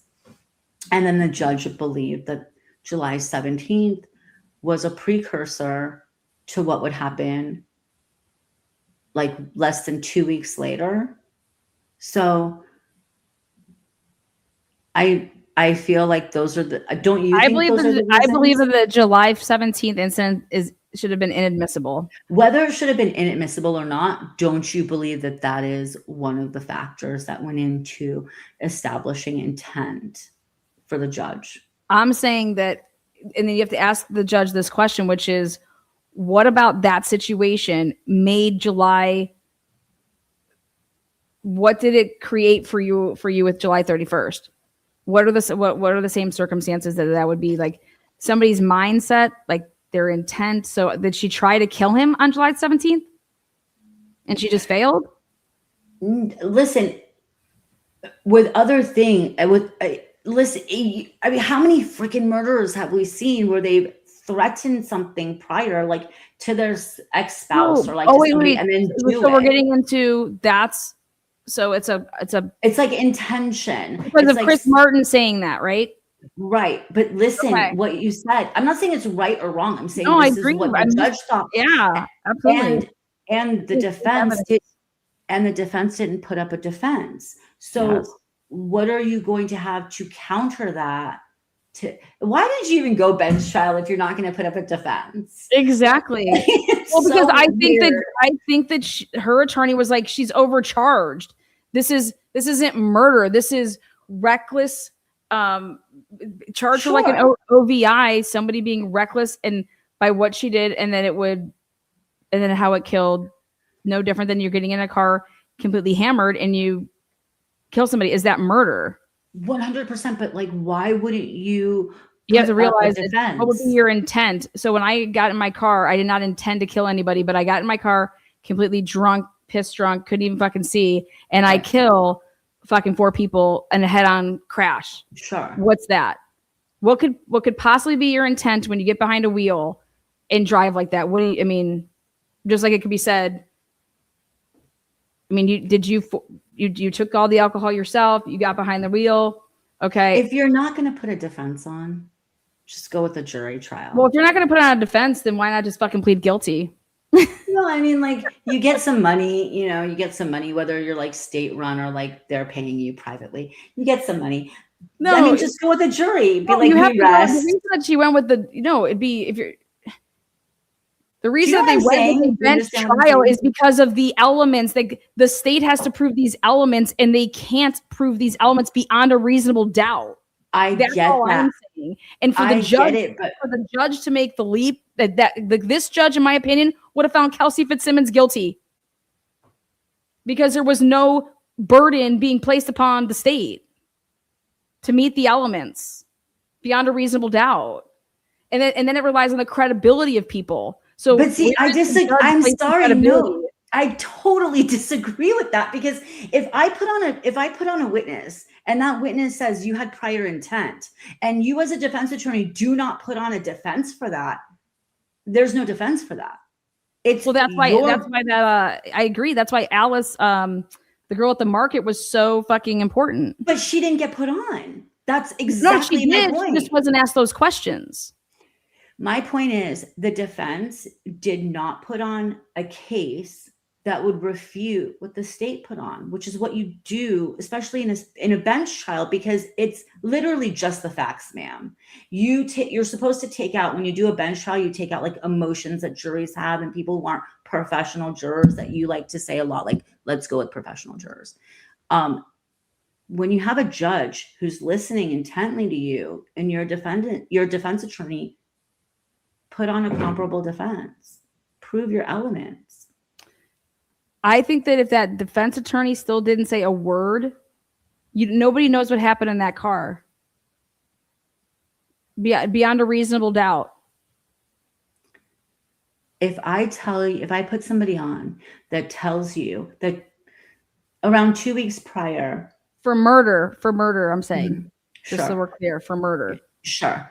That 2 weeks, absolutely. The 2 weeks prior to that, the same defendant who's sitting in front of you said that she was going to kill the person who is now dead in the same manner that they are dead in. I would think that you... That's credibility to the person that's testifying and saying that that's what the person said. Credibility against who? You're not putting anybody else up. Chris Martin took the stand, and that's where the whole comment is coming from, that she was waving her hands and said, I just showed you that. Like, that's from his testimony. That's why I'm saying you would have to attack the credibility of Chris Martin. But he didn't, is my point. Do you see what I'm saying? But that's what I was saying.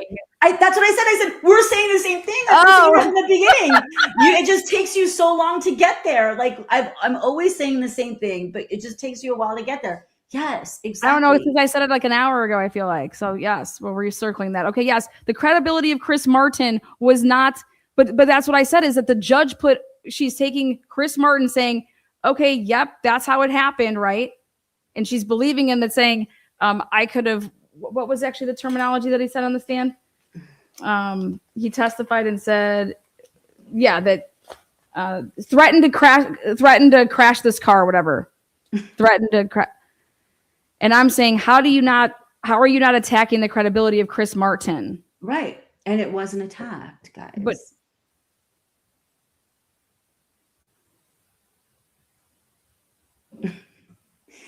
so do you think you think that that's enough, that because she says the words, like, God damn it, Bela, I can fucking kill you right now, I cannot believe, like, fuck you, that should be able to be used against me if you were to die? If you kill me, if you kill me, you're simplifying that. It's so wait, also wait, hold on. It goes, so it's a was it be a third party opponent, because he's saying it against, because then she has the right to refute that.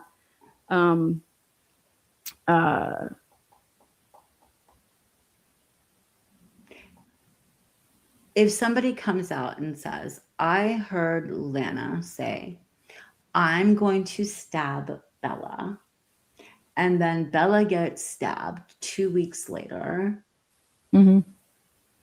and Lana might be in the vicinity, she might have a and I was in the house when you were stabbed. Right. And I have blood all over me.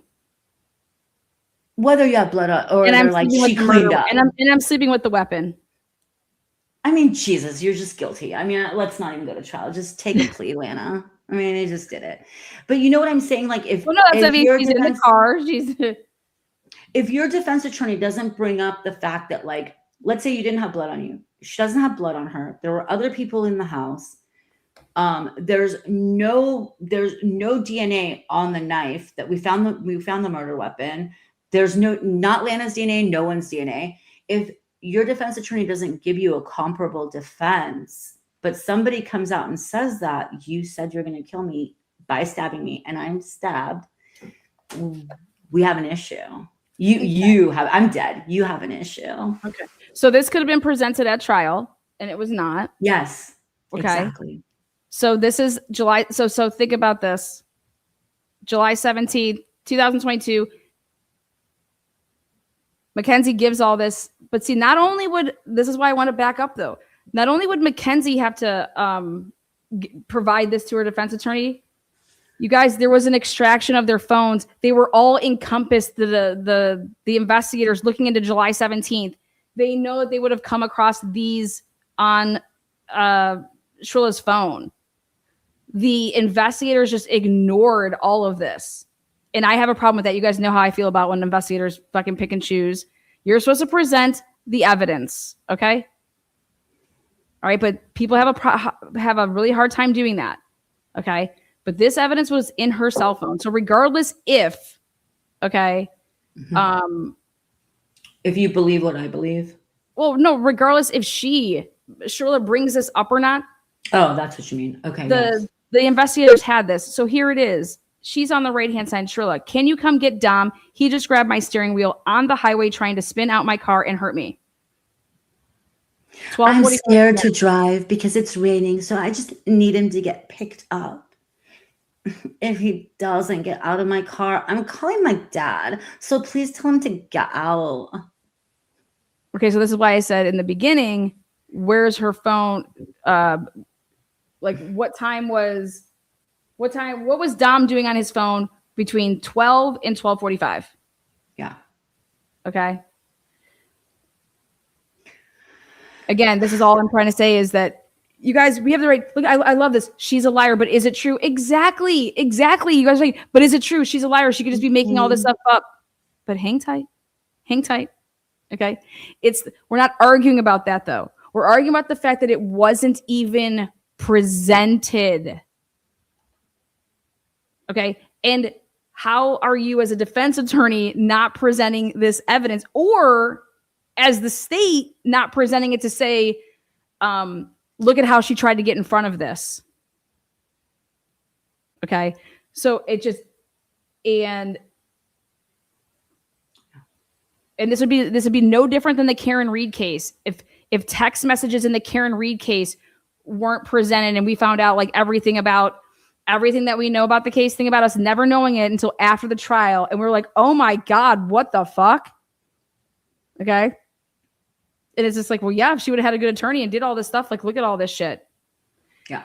So here, this is it. Hench is on his way. Calm down for now, please. 12:54. So this started at 12:45. All I wanted to know is what time was the conversation had with Christine Russo? Was it after or before 12:45?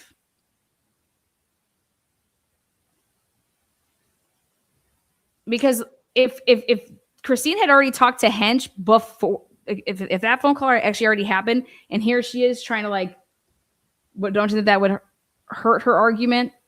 Yeah, she started pumping this after the fact. Yeah. But here that she says, well, to be honest, I can't calm down when he just tried to end my life.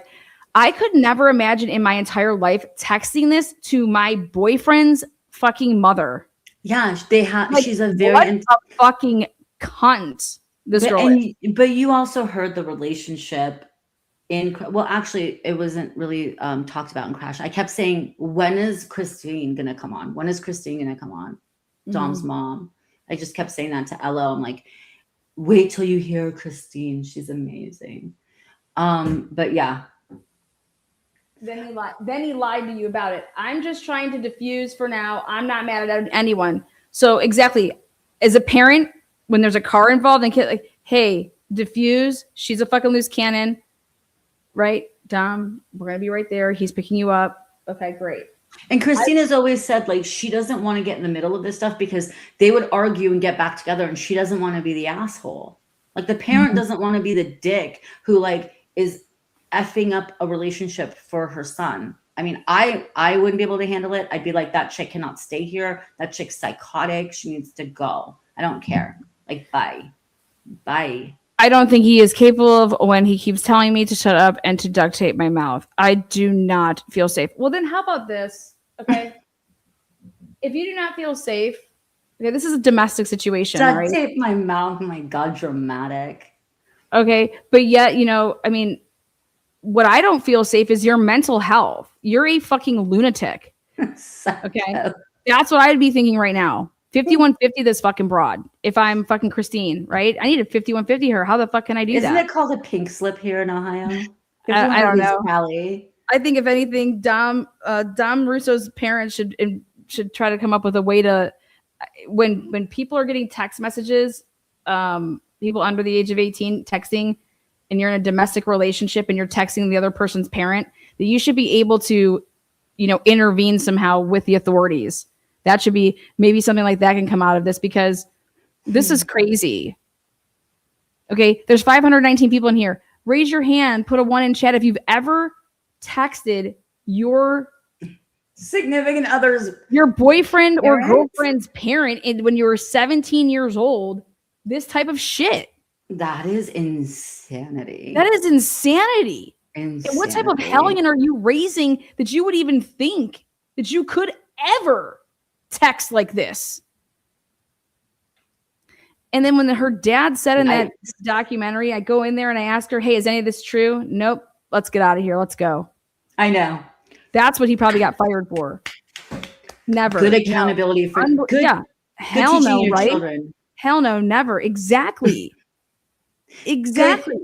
You have to teach your kids accountability. You have to, so they can be responsible adults. Respect manners. Respect your elders. Respect. I mean, your parent. Who the fuck do you think you are texting me this type of shit? Yeah, that's a boundary issue. And maybe texting wasn't around back then, so you guys are like, I didn't even have a chance to. Who would have ever said these things? Who would have ever called and said these things? Right. You do this to me, I'm calling the police, because I'm not kidding, you need a padded room. Because if you truly felt any of this, there is no way that you'd be coming back to my house in a couple hours to hang out with my son. I know. Could you imagine? I wouldn't let cheesy, like the hubris on this chick that she even feels. But I mean, they made her feel welcome. Like I also have to say that's Italian families. Welcome. Italian families are like that. It's okay. Well, Persian families aren't. Like, you cannot text this stuff to my mom and she's gonna be okay with you. Like, maybe unless you're like a doo-doo tella. No, we just talk about it amongst all of our aunts, or like, and we're like, that chick's psycho. Look at this Dunod. Look at this, like, we would probably be calling her type of names, but miss the good old days. Yeah, no cell phone. Yeah. People don't. But would you ever say that to your significant others? Okay, so I have a question or dad in their face. I mean, this is embarrassing. I think that you should get your ass beat for this. No, that's embarrassing AF. He's also threatening to check this out. He's also threatening to blackmail me to my mom. He's not getting out. He's also blocked me, so I can't go pick up any of my belongings at his house. This would be able to be proven if he blocked her and unblocked her. Like, that would be able to be proven if you extracted his phone. I hope it's a learning experience for him on what not to do to women. Oh, my God. Women, like, if you guys have ever dealt with somebody with this, like a cluster B personality disorder, this to me screams somebody getting in front of an issue. They're documenting something to make you look crazy, to gaslight you.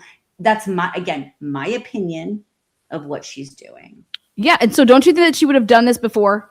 100%. I think then let's go find it. That's my whole point, is that I think we can help the family by saying, I guarantee you this type of shit has happened before. Let's put together these phone records and let's make it so that she can't spin this any type of way. And that's why Cyree is saying you need 180 days, because guess what? Let's show a fucking history of pattern here, and let's catch her doing the shit just like people think out there, which is getting in front of something, manipulating the situation.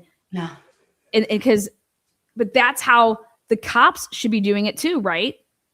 Because I'd be thinking one day I have to go up against the best attorney in the country. That's how I would approach every single game.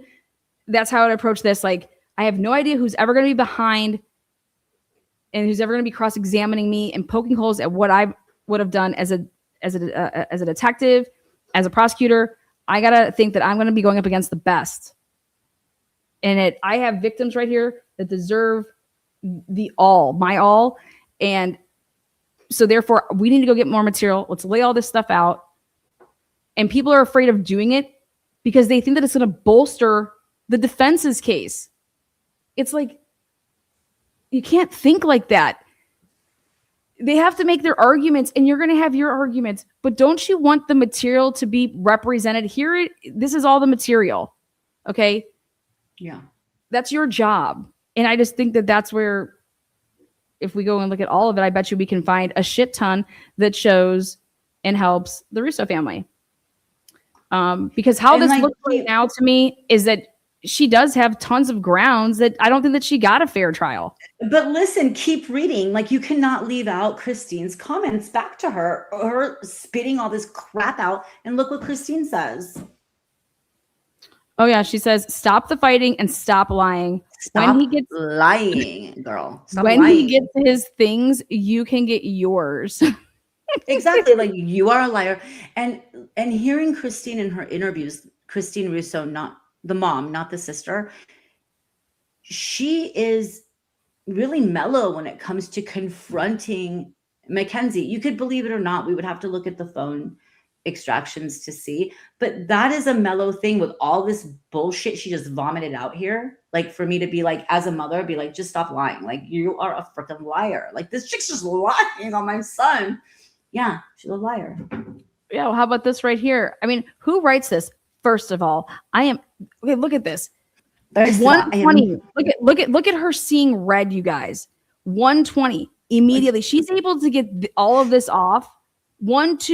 Two of those text messages within less than a minute. She's able to write, first of all, period. Do you think she's doing talk to text? First of all, I am not lying about anything. Maybe you shouldn't take his words so seriously. Excuse me, that's not even proper. You don't know how he treats me behind closed doors. It's never okay, and capitalize okay. Like, think about how long this would take, and she's able to get it out within a minute. That is somebody that's just like seeing red, shotgunning text, like, fucking breathe, bitch, read, woosah, none. Woosah. That's someone had a BlackBerry and is like double thumbing it. Or put their hands on people. No one should touch anyone. I love that. Like, she's no fighting for sure in the car. He never put his hands on you. There you and then go. she's like, okay, that draws the line. Now you're accusing my son of fucking, bitch, please. We teach our fucking Italian sons, you don't touch women. There's certain things that are off limit. You do not put your hands on females. Okay. And if you don't teach your kids that, if you have boys, and nowadays I just need to be taught across the board. If you have boys and girls, people. You don't touch people. Keep your hands to yourself. Okay. Unless you are having sex. I don't want anyone touching anyone. Fuck holding hands either. I would die if my mom said that to me. I would faint if my mom said that to me. I just know that you could see Dom's demeanor. I don't think he's roughing her up. You need to tell him that. He tried to end my life today and told me, "Do you want to die?" What? I almost hit the wall. Now, don't you think that this is why I think the lawyer didn't present it. He's like, this makes you look so bad because you're writing this and you're like basically foreshadowing what's about to happen in 2 weeks. You need to tell him that. He tried to end my life today and told me, "Do you want to die?" I almost hit the wall and I could have died. I could have died. No, we could have died. I could have died. It's and you haven't blackmailed him with the cops 100 times. And I'm just thinking, wow. I feel really bad for Dom's family because they probably read this shit and they're probably like thinking to themselves, God, why did I fucking let him be around? You guys, he was 20 years old at the time. You know what I mean? He's gonna make his own decisions. He's gonna hang out with the girl still.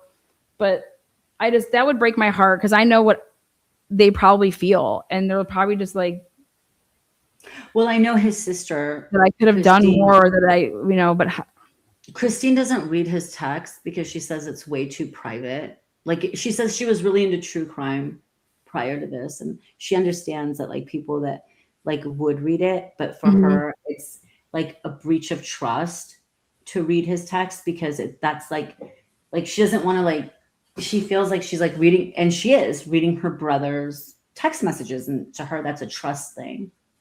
Yeah, so, I can totally see that. Yeah.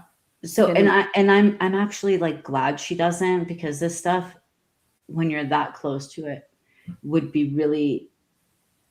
Oh, this would break my heart. That's why, like, yeah, it's reading this right here.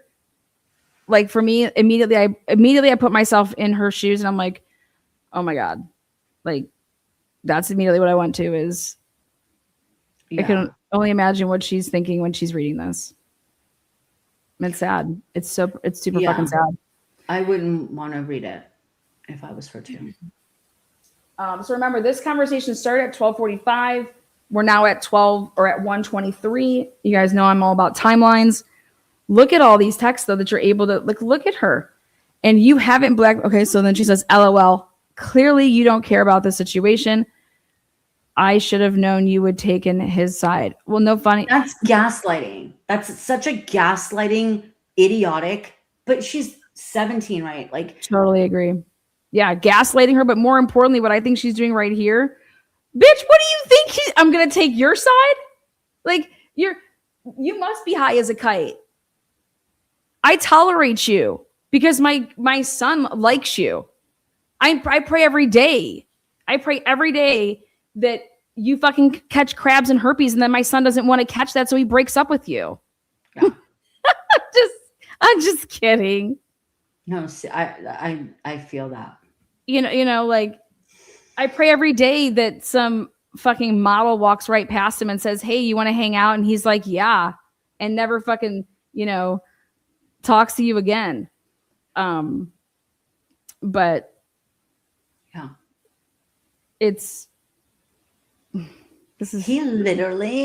he could literally kill me, and you would still believe him over me. Both of my purses, now we're talking about purses, both of my purses need to be outside within 10 minutes because I'm coming to get them.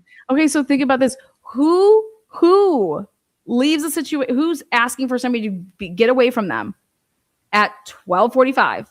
And then now 45 minutes. I'm going to at 1:26 say, I'm going to be there in 10 minutes to get my things, my two purses. My purses that he bought me.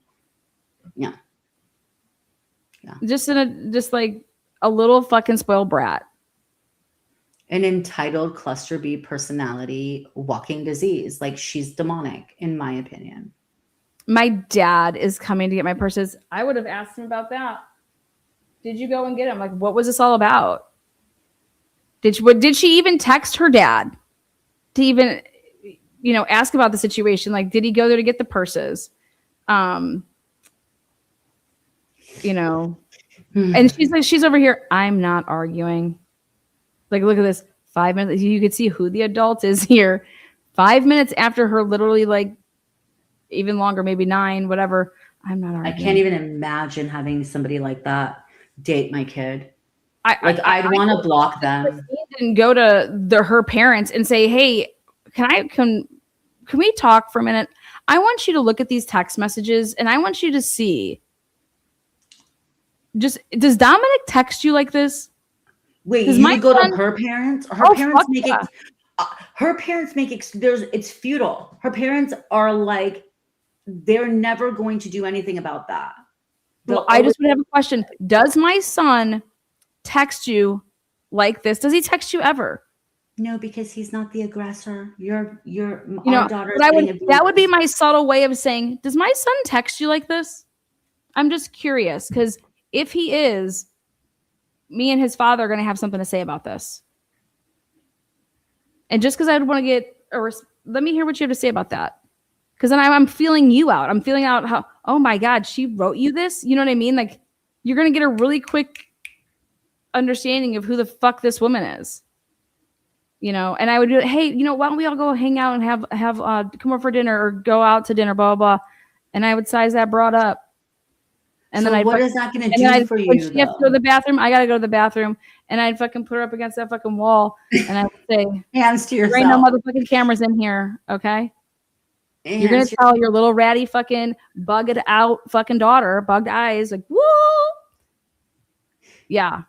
She's going to hit the bricks. She's going to hit the road. Get the fuck out of here. Okay? Okay. Mackenzie, we are done with dinner. We are leaving. Miss Russo just pressed me up in the bathroom we are suing of fucking paninis, okay? You know she would get sued. I would have cupped her by the crotch and said, listen here. Grab her by the crotch. No, I mean, Jesus Christ, dude. Just no way. Shower and, you know, paninis would have never been the same over there. If you guys know, you know. Grab her by the panini. Yeah. So as long as you guys are defending his actions, he's never going to learn that this is wrong. Look at this gaslighting. Look at, she does not respond. And look at this August 4th, 2022. This is after. And yeah. I would just love to see what the rest of that is. But that didn't make it. Yeah. Well, that wasn't. Yeah. Because I wonder if we can get it though. And so then this is on the 18th. So this is the next morning. It's out there. Okay. He writes, or I'm sorry, at 4:27. So let's see. All right, 4:27. I'm sorry. That is not enough to fix this time. She waits an hour to text him back. What was she banging? Like, you know, she's normally just like, making him wait. Yeah. She knew what to do. She's a classic cluster B. Classic. Well, I am sorry. And then at the next day, 9:20, I'm just curious if there was any calls in between that. I just wanted to say sorry, that's it. And then she responds, but we don't know exactly what time it was because she doesn't pull it over. Oh, so you wanted to say sorry, but you didn't want to fix any of the massive problem you created? Cool. Yeah. Yeah, because I'm not fixing shit. Yeah. It's not like anything's broken. There's no fixing. And see, this is like, in my opinion, what I see here is someone who is been through the abuse from somebody who has a cluster B personality disorder, who has dated somebody like that and is dealing with the abuse. And you just say anything to like calm the situation because they yo-yo your emotions so much. They gaslight you so much that sometimes you just want to be in a place of like peace. So you'll just say things like, yeah, there's nothing broken. Like basically like calm down, but I can't tell you to calm down because you will hit the wall if I say the words calm down. So I'm going to have to say it this way. Mm-hmm. Murky, I want to hear more about that biker. Thank you so much, Kay Schmidt. Thanks. 5 new memberships. Wild thumbnail. Too. Yeah, you're welcome. Bella, there you go. I love making thumbnails for her. But she looks good as a demon, doesn't she? Is that the one I went with? I just wanted to say, yeah. So how does this look when saying that there's, you know, again, these were not presented in trial. So this is like her way of saying, see, if he's saying sorry, it's because of her version of events. Okay. If that's how you feel, then we done. When people doesn't think that she was like kind of like gangster, then we done. It's pretty gangster there. It didn't just happen in jail. Yeah. Boy, we done. How can I believe that you're never going to do that again? I can't because I don't know your limit. Somebody who loves me would never do that. Never. I couldn't even do it. Insane. I wanted to know, like, she's right. Never. I couldn't even do it if you told me to, but I guess that's different for you. Yeah, I wasn't trying to do anything. I was trying to kill myself first. I would have died first, LOL. Like, if you don't believe me, then yeah, just break up with me. So like this is where she's saying like, hello, he started this. He actually was the one that pulled my steering wheel. And all I'm saying is this. Hey, is she psycho crazy? Absolutely. But this to not be presented in court to show that he started it and this is how it actually happened for her trial attorney not to use this, that's ineffective assistance of counsel. And It's you know what, actually Lana? And that's what's great about what you do with this channel is that's fair, right? So if you like balance of the scales, what you're saying is absolutely fair. So if you take the emotion out of this, and yeah, she's a piece of shit, but when you take the emotion out of this and you say, look, is this like, would you guys want to be represented this way? Yeah, no, I agree 100%. And we always have to, even to the people that we think are guilty and like most evil people we want in prison, we have to have a balance and a fairness of how our judicial system works. But that's on the defense. The state, in my opinion, did nothing wrong. The defense just didn't do their job. Well, I think that the investigators had this material and they purposely, I mean, obviously they didn't use it because why? It doesn't help their case. But also, what does that do for them? Like, it would work in a defense because it would show reasonable doubt. But like, what would it do for the state when you're like, look at all this other evidence we have that corroborates that she did it on purpose? Let's see what else we have here. I mean, you're not saying anything to me, making you believe that it would do it again. And so you're saying, and me too. Why don't mumble it? Oh my God. Okay, hold on. Why can you not fix problems for the fucking death of you? Like, it's almost like you have fun doing it. No, I was saying if I was trying to kill anyone in that situation, I'd die too, and probably first. So you would kill yourself first, so I die second. Like, she's such a gaslighter. I can't even handle it. Why are you ignoring everything else I say? Like, already admit to you being an asshole. Like, hurry up. Okay, so then next we're gonna get to the final part here to close this out. This is the meat and potatoes here, the big argument. Again, none of this was presented in court that we're talking about here. How can the July 17, 2022 incident be admissible in court? In my opinion, the argument is it is not for the truth of the matter asserted. It goes to state of mind of who, what's going on. But this side wasn't even presented because the version of events, depending on who you believe, paints two different stories. But I'm over here like, I just think that neither one of, just throw them all out.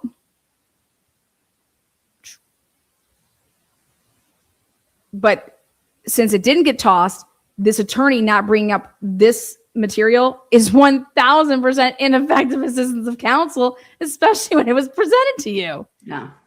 My other thing is DR's brother was in Florida at the time of the accident. I would like to know more about that. I would like to know how long had he been in Florida? What is his personal knowledge of the events that transpired in July period? He was making a lot of conclusory statements. Now, Shirilla's medical history. Here we go. We have her. It's hard to see, but okay. It's from the Cleveland Clinic.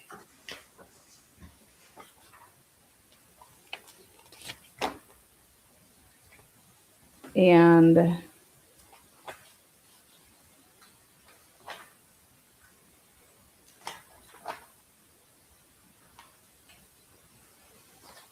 all right. So she fills out an affidavit in this, and she meaning Shirilla. And in this, she says that throughout the course of the representation, I had very limited communication with attorney McDonnell. I believe that. Okay, that's also, you can prove that. Okay, you can prove how many phone calls you only had. You can prove how many hours he was ever there. All that stuff is provable. Dude, this guy's lazy as fuck. During all of my interactions with attorney, however, she denied all the allegations. Okay. Now, in the limited communication that we did have, I informed attorney McDonald that I had been diagnosed with POTS in or around 2017. My family also provided attorney McDonald with copies of my medical records confirming the same. Attorney McDonald stated his intention to introduce these medical records at trial. How? Okay. Like a lawyer would have to be thinking about that. How are you going to introduce them? Who are you going to introduce them through? I have reviewed the medical records attached to the motion to vacate and identified as Exhibit B, which I'm going to show you guys. I can confirm that these are true and accurate copies of the records that I obtained from the Cleveland Clinic and provided to attorney McDonald prior to trial. Attorney McDonald did not undertake any effort to retain an expert witness to review the medical records or other discovery materials to determine whether the evidence was consistent with our theory that the accident was caused by a medical condition. How the fuck do you go to trial with a theory and not do any of this shit, you guys? That is absolutely sickening. Yeah. This man should not be practicing law. This is, like I said, setting aside, you cannot do this. That'd be like Karen Reed going into that case with nothing. She would be in prison just like this girl. There's no doubt in my mind. None. Yeah. Okay. The jury would have sided with all of those people, every witness. She would be fucked. So then, likewise, attorney McDowell never introduced the medical records confirming my POTS diagnosis at the trial of this case. Are you kidding me? No. Her mom got on the stand and just like talked about the POTS, but nothing happened with like putting an expert on to talk about it. Yeah. I just, yeah, they should have had us like, yes, 1,000%. 1,000%. Psychiatrists up there talking about the brain and young people making poor decisions, blah, blah, blah, all of that. I just cannot figure out why they didn't plead this case. Yeah, I agree. Well, we're going to get into that. We're going to get into, hang tight here. Let me read the rest of what he says, and then I'm going to show you these. Attorney McDowell and I also discussed a prior incident between myself and Dominic that occurred on July 17th. I advised Attorney McDowell that I had not threatened or attempted to crash the vehicle during the course of that argument. To the contrary, I informed Attorney McDowell that Dominic had grabbed the steering wheel while I was driving and attempted to crash the car. Moreover, I told Attorney McDowell that there would be text messages on my cell phone corroborating my recollection of the July 17th incident. During the pretrial stage of the case, my family provided attorney with the copies of the text messages between myself, Dominic, and Christine Russo regarding the July 17th incident.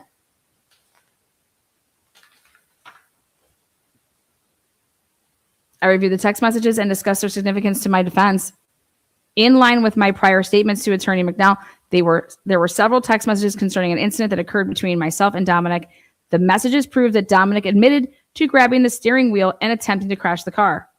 These are the same text messages that are identified as Exhibit C and D in the motion to vacate or set aside, which I just showed you guys. I was a party to those conversations, and any and all messages were sent from and or to my cell phone.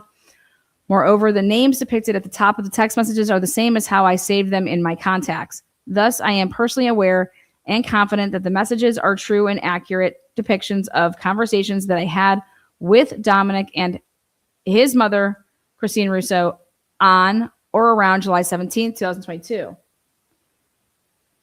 Attorney noted that the text messages were significant and expressed his intention to introduce the relevant text message at the trial in this case.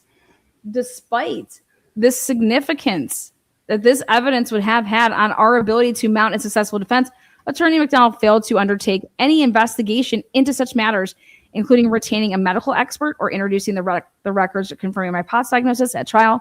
Likewise, Attorney failed to introduce text messages that contradicted the state's claim that I threatened or attempted to crash my vehicle on July 17, 2022, during the course of an argument with Dominic. While Dominic and I have a disagreement, Now, here it is. You can't see them that well, but I'm able to decipher, and I will read them. So on this screen, you can't really see them that well. Hang tight. Right up here, though, it is Cleveland Clinic, as you can see. All right. We're taking them from this, but let me just go like this. These have been as exhibits for yes. motion filed. Yes.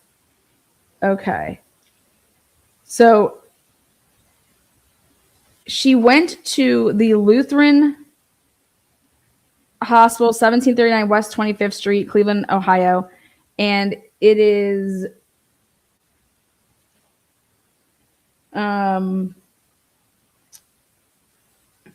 other visit. I can't put this up on the screen, otherwise we'll get struck. So hang tight. Zoom in. Okay. Here. So right here is the POTS. There's one thing here, one thing here. This is the POTS, the second one. And it says, Dr. Hahn for referral. Mom missed last appointment. Non-urgent. Follow-up. Return in about 4 weeks, around 7/2/2019. Family was asked to call for an earlier visit if needed. Subjective. So in regards to generalized anxiety disorder and ADHD, symptoms are staying the same. So she has ADHD. The moderate ongoing problem in the area, treatment compliance is good. The patient is not seeing a therapist. Any collateral information along outside this interview? Yes. So there's a Dr. Levy. Chart and history reviewed. Past forms reviewed indicate, or their intake form was today reviewed and scanned. Mom would like evaluation for ADHD and treatment recommendations. So she wanted her to get treated for ADHD. She was seeking evaluation for ADHD and medication. So she's seeking Adderall, basically. Per mother, she is a quote-unquote leader, can take charge, sometimes Wow. defiant, I think that's it. You don't say, mama, like you don't say that your child's just the best thing that ever happened. Doesn't want to get in trouble, but gets easily distracted and is impulsive. You think? Okay.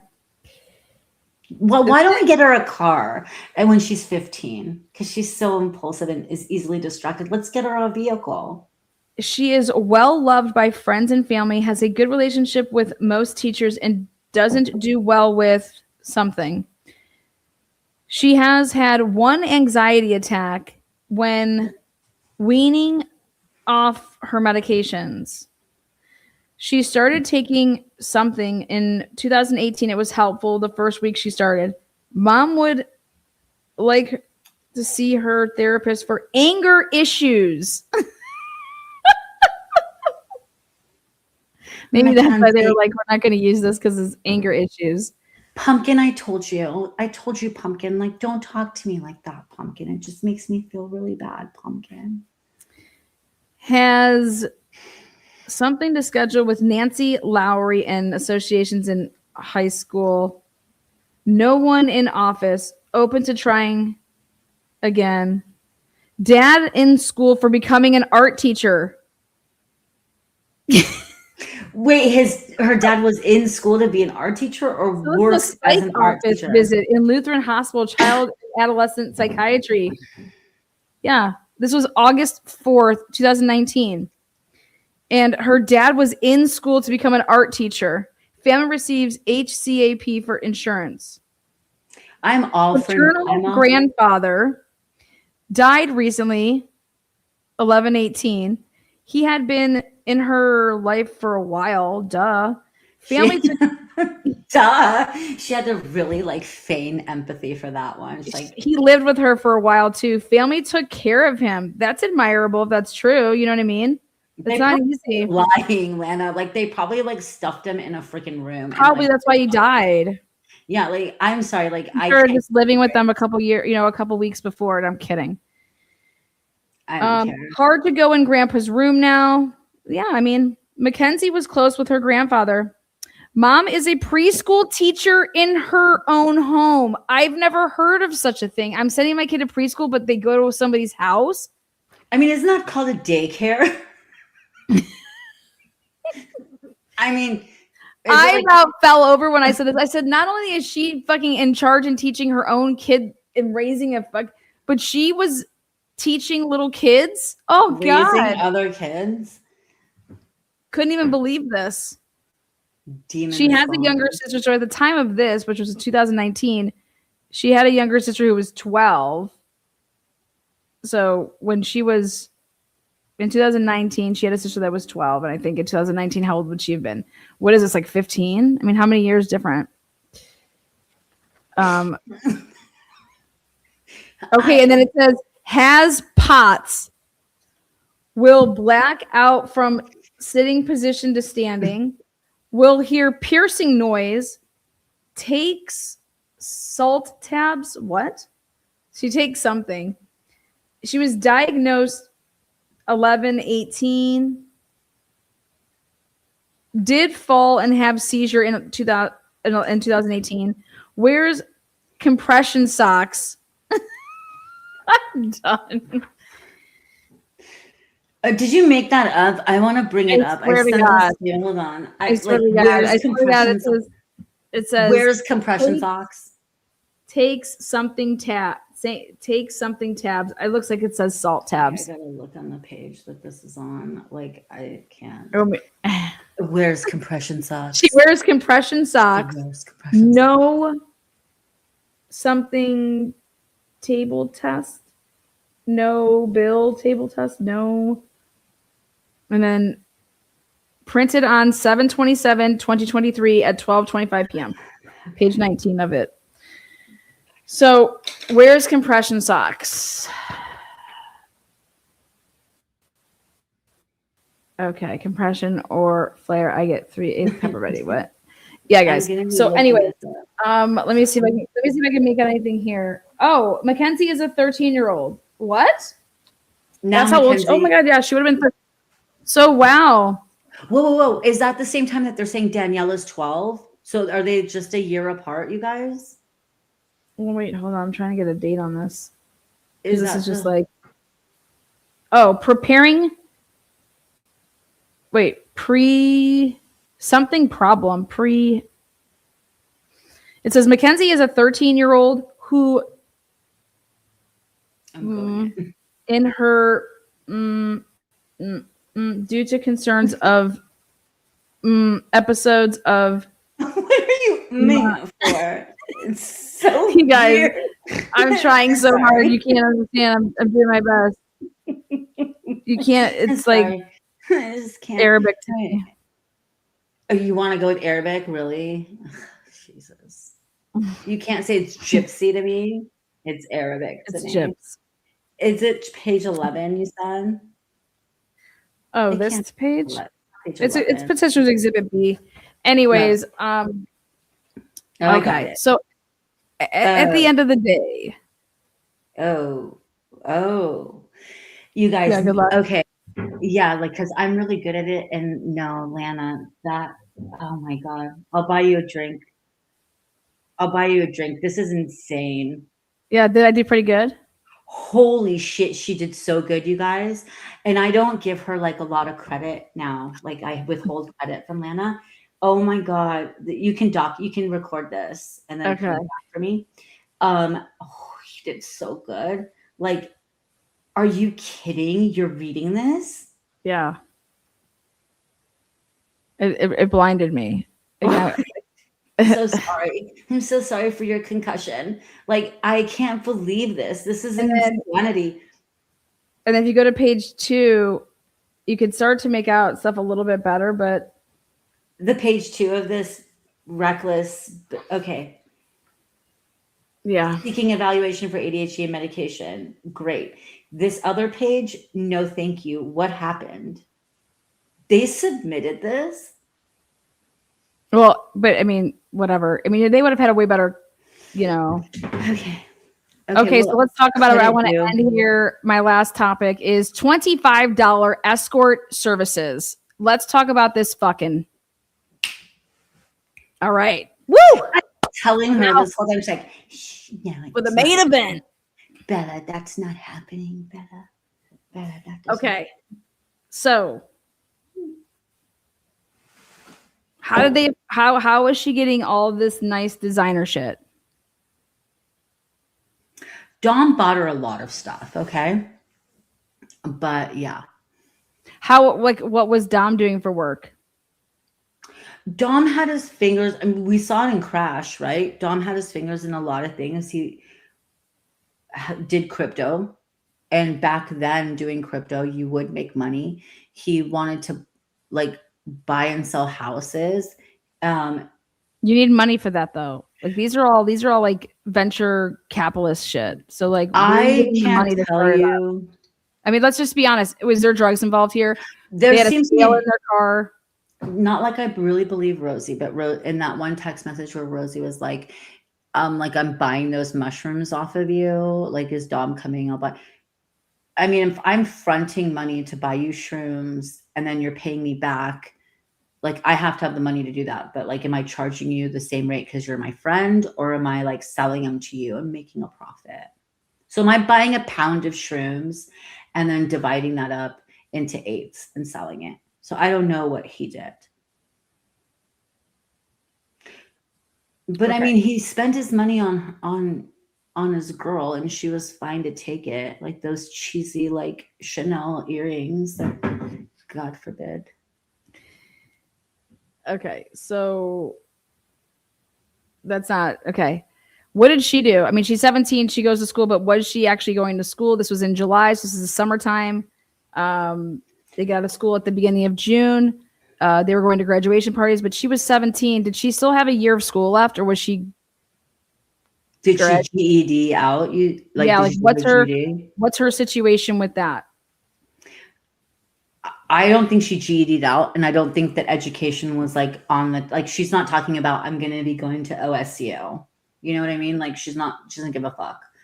That's just my take on it. Someone in chat might know better and might know what she does, but she was 100%, my opinion, I guess. So I'm going to say, and her parents were aware. I think Jess is in here. Jess has been following this case, right? I don't want to put Jess on the spot. She was, there's text messages out there between her and her family where she is an escort for $2,500, a high-end escort for $2,500. So, I mean, okay. 17. So let me put it to you this way. The way that those sites will operate is you have to have in 2022, you can get away with having like a seeking arrangements account. Are we talking about seeking arrangements? Are you talking seeking arrangements? Or are you talking like, do you know how many other things there are besides seeking arrangements? So like the sugar babies, so right now she's on paper dolls. Right now in prison, I understand. So she has those accounts. So beyond like seeking arrangements, which is kind of like more classy, I think what was done is it was done more like through her. This is just my opinion, through her family. Like her parents set it up for her. Okay, so seeking arrangements account, sugar babies account, her phone back in the day would have had these apps on her phone. Are we saying that in 2022, she was either being pimped out by her family and or having accounts like match anything? I mean, where's the evidence of this? And that's what people are talking about, that $2,500 for a night out with this lovely 17-year-old. Okay, there's Jessie Lynn. She had a foot sex for money. Dawn found out about that. Um, from what I understand, These kids are on their and phones 24/7. If this stuff wasn't on the phones, I'm telling you this it's right on now, the phones. then I say, It's on the phones. okay, so Yeah. that means that we're talking about an extraction that got into apps, not just text messages.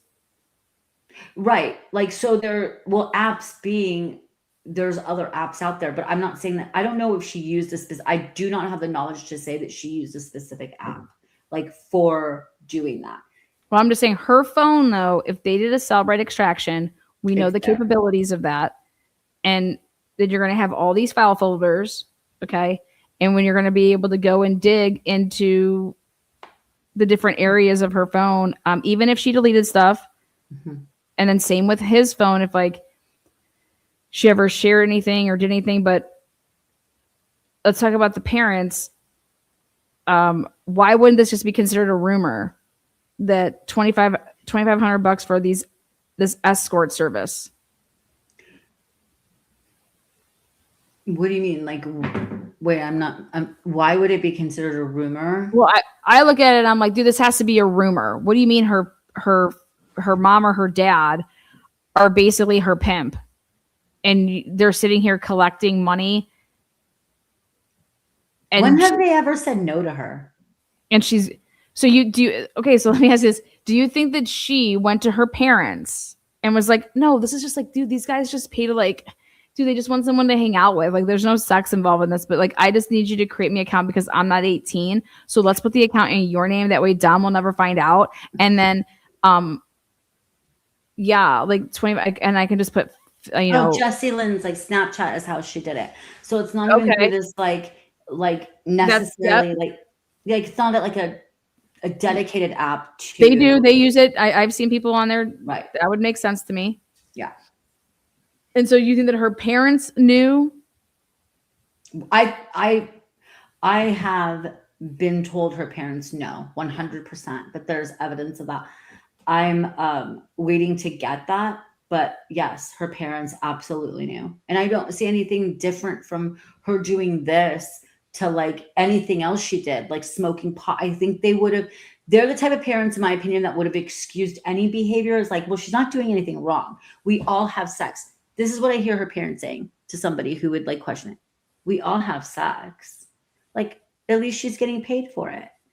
They're psychotic. Scamming. It looks like, hey, if these people want to pay to see pictures of my feet, and her mom's like, oh my God, yeah, like that, like duh, like scam them. Like it's like a scam. My daughter has really pretty feet. Like she should do that.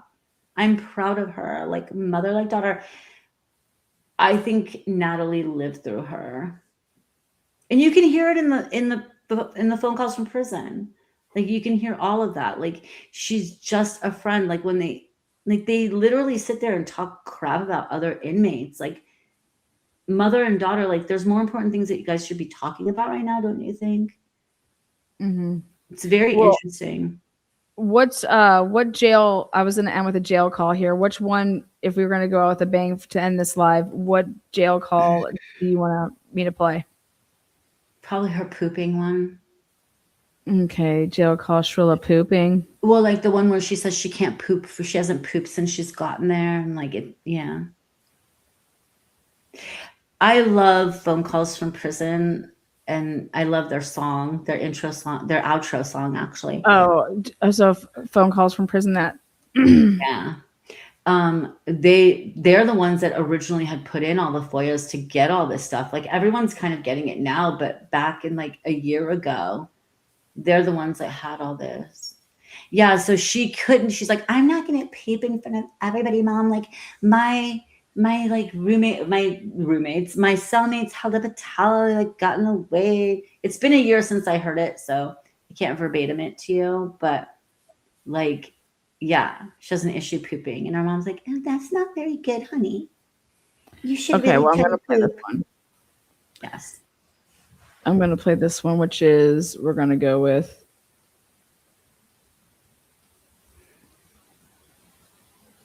I'm irritated as fuck. Come on, Pops. Come on. Yeah, I know. I've seen it, and I called your mom. I'm like, what the fuck is this shit? Do they want me to come up there? And your mom was like, please just calm down. So this is call 3. Hello. Hey, Faith.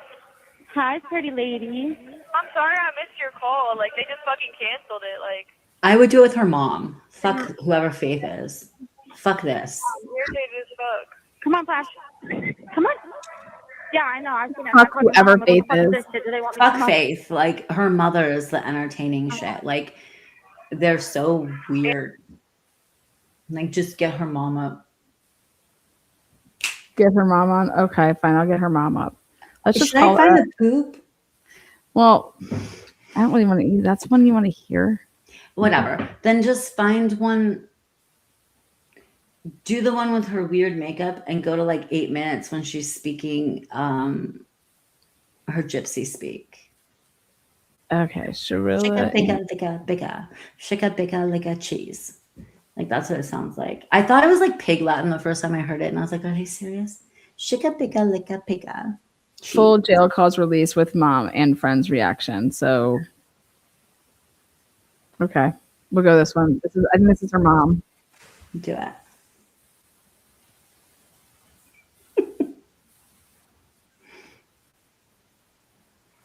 For a long time, probably. Okay, that's okay. What do you have a book or anything? Oh yeah, you have that one book. Yeah, but I'm about to be done. Okay. And I only have, like, the 2 books that aren't, like, they don't, like, distract my mind. Yeah. I know. As soon as you get your stuff, it's going to be much better. That deck of cards, a pen, paper. My fucking iPad. I'm just so irritated about that. Like, I just really. Well, you might not get one. So you got to cross that off your brain. Why? I The don't know how warden this said I can can. work. The warden literally said I can have one. So No, she said it's up. No, she said all she has to do, it depends. She said it depends. Okay. Why? I don't know, Kendi. I don't know. It depends on a lot of things. So she said you just have to submit that form. So that staff member is not helpful and kind of No. sounds mean. He's a So bitch. just- He's a he didn't please anything. Please. So wait until the next, if you get a new one, you're going to have to feel out the staff, Kendi, to see who can communicate and who can't. But definitely do not write any grievances, please. Well, if I don't get my iPad, I'm writing a grievance.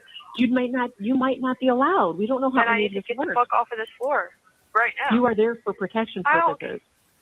I don't care. They I can know. just Well, you're keep going to me have to alone. just No. chill. No, I'm irritated as Because fuck. there's nothing you can do about a lot of things. I know, baby. Like, I You wanna didn't be have able one to- in juvie. Okay, but I could come out of my room, and I don't have to be in my room all fucking day. So that's a 7-day thing, right? Yes, but then pod is always on fucking rotation because this is a fucking new admit pod too. So this pod's on rotation like every fucking day. There's never a day where we're just out of our room. So I'm only out of my room for like 2 hours, and then there's a 2 hour. Like I don't know. Like I'm irritated as fuck. Like I need the fucking iPad. Like I will write one if I don't get the fuck out of here. Like I think it's interesting. She doesn't say. Okay. And then as soon as you get your stuff, you'll have other things to do too. Pause it. Okay. I think it's interesting. She doesn't ever say hell. She says heck, but she cusses up a freaking storm. Like So she she's- cusses. Like she. If you guys notice, she'll never say hell. She'll be like heck, but she cusses like all the time. What is she? What is this? Is like. But at least you got to hear the gypsy talk. Off that floor. What? The gypsy talk. Oh yeah, fucking gypsy yeah, up. like she's me that she's like Weezord. Izor I is know. Izor is he's on these Fleazor he's Right. I believe it. And I can't log into my account and get any commissary. I don't know why. It's just like So how long do you think that they've been speaking this? Because this didn't just happen right when she got to. No, since she was a kid. I think the dad might not know how to speak it, but the mom does because she's like full gypsy or whatever the hell she is. And I was just really curious when this happened. You do not remember. Like I called you up and I was like, oh my God, in Cleveland, you guys have gypsies? Like I didn't know. Because everyone was trying to decipher this back then when these first came out. People were trying to decipher it. People were like, I'm a gypsy, but this dialect is weird. I don't know what this is. People were having a hard time translating this, but now they have. So I'm glad the family has. Well, Russo family. maybe we can get some of those kids that went to the preschool where her mom, taught at her house, because maybe she was teaching these preschoolers this shit. Her mom is the first person on these calls to ever tell her, do not say that. Like, do not talk like that. Like, don't say that on here. Like, started talking to her in Gypsy. Her mom is so cognizant of the process of people listening. And like, now they just know these calls are out. And I love that for them. Not letting me log in. Is somebody helping you? Yeah, but like, it's just not, like, I'm just getting, like, it's irritating. I don't know, like, how the fuck to work it.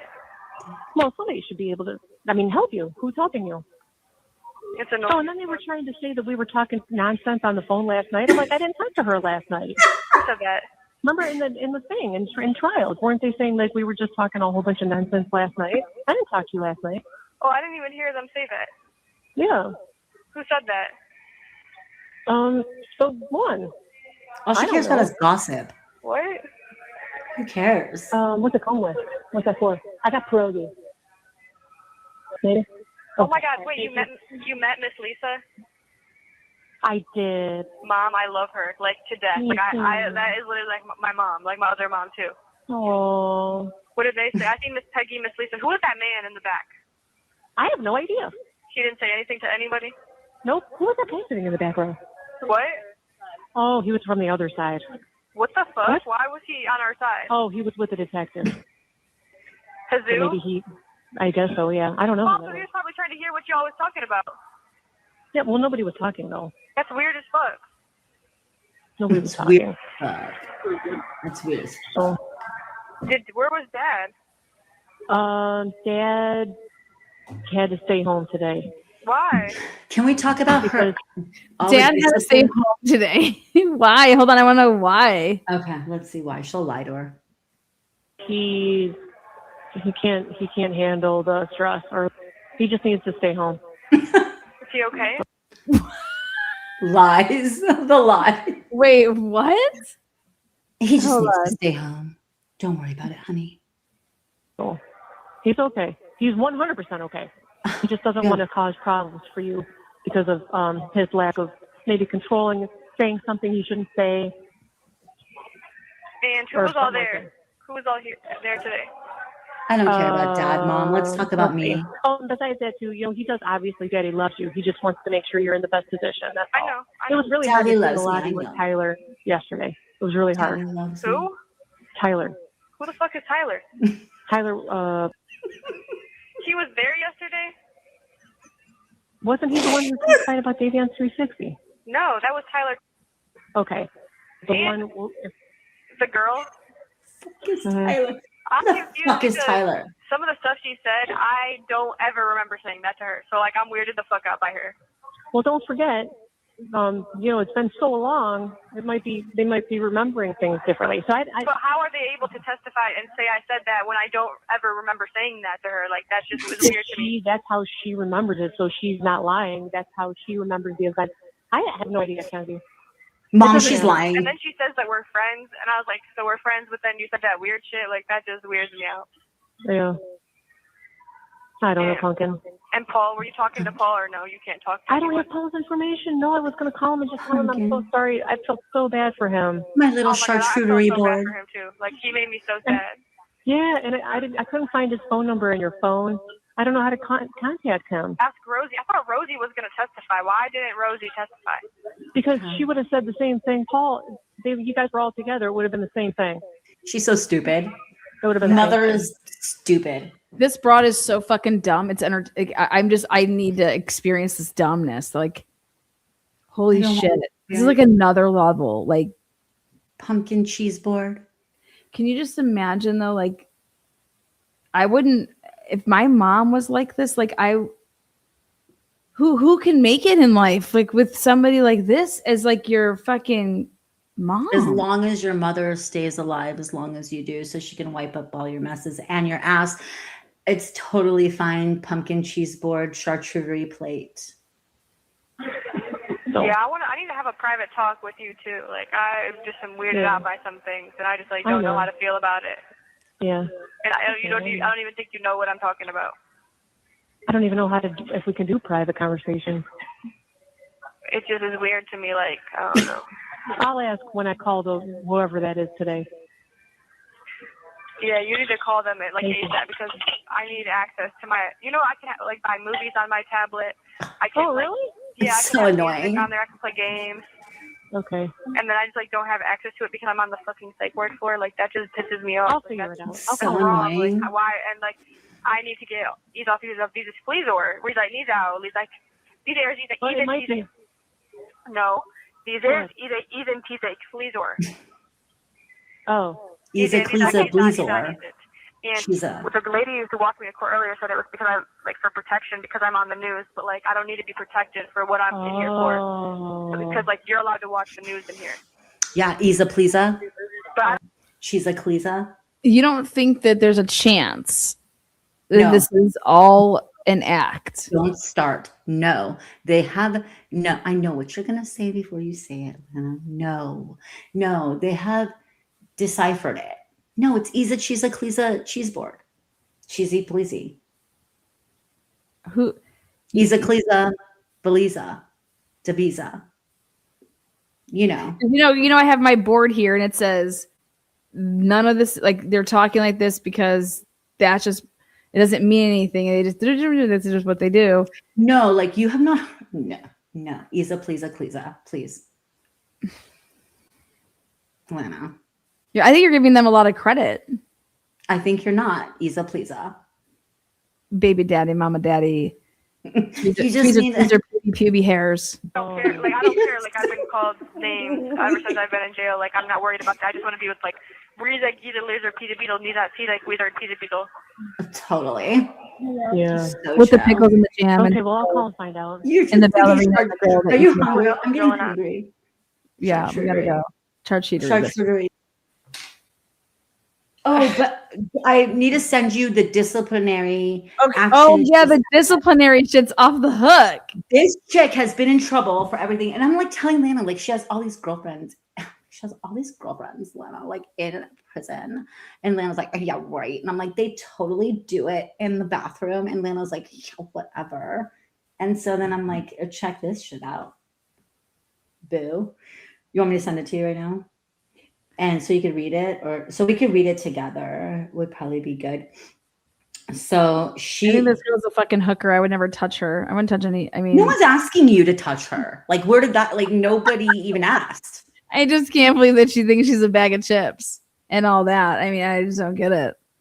Baby, life is what This you girl make is the it. size of someone's pinky, and her eyes are like. Who cares about that? Yeah, I'll call. I'll see what I can do anyway. There might not be much I can do. You have to like voice your concern and complain and be like, well, why is my child on the psych ward floor? Like, what the fuck? Like, Yeah, Why what is the my fuck? I child- said it might be because you What asked the for mental health fuck? therapy. He's a pleaser. Why is my child on the side? My child, girl. Those aren't He's a some pleaser. child titties. They may look like it, but you grown, girl. Get on grown. A bag of chips, girl. Dude, dead. You need to call and ask why your child's on the psych ward, bitch. Because you need a padded room, girl. Come on, Mom, I don't want to be on the psych ward. Like, you better find out. Can you order me my charcuterie board, Mom? Because I can't. It's frustrating me. drooling over here. Get me On my my charcuterie board, Mom. Hurry up, Isa, please, pleaser. I'm gonna make her drool on my pussy in the No, bathroom. you just have to go to sex. Like, I'm thinking cheese Because board. that's what we're about to go to. You want me to read off that in August of 2025, she was disciplined for having sexual conduct. Consensual, though. It was definitely consensual. Both I mean, sides. she's not getting hard.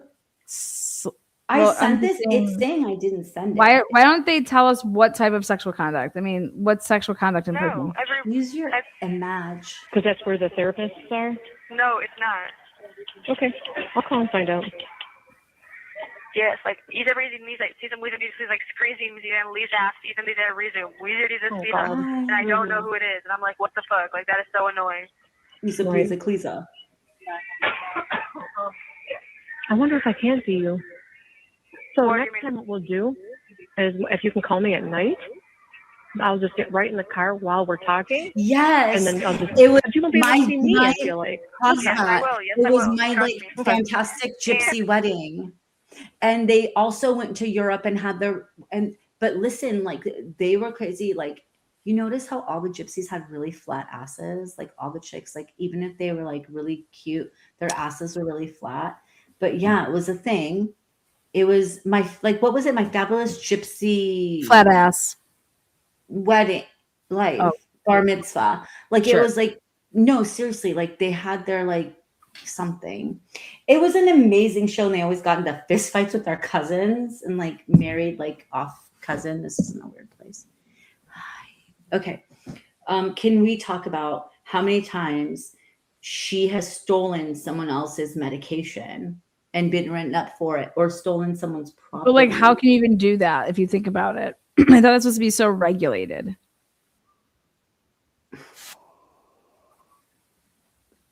No? You've seen no, like wherever this prison is, it's literally beautiful. They have flat screen TVs and like this like game room, like game tables, and like she just wears like so her ex-girlfriend says that she bought like a waist trainer.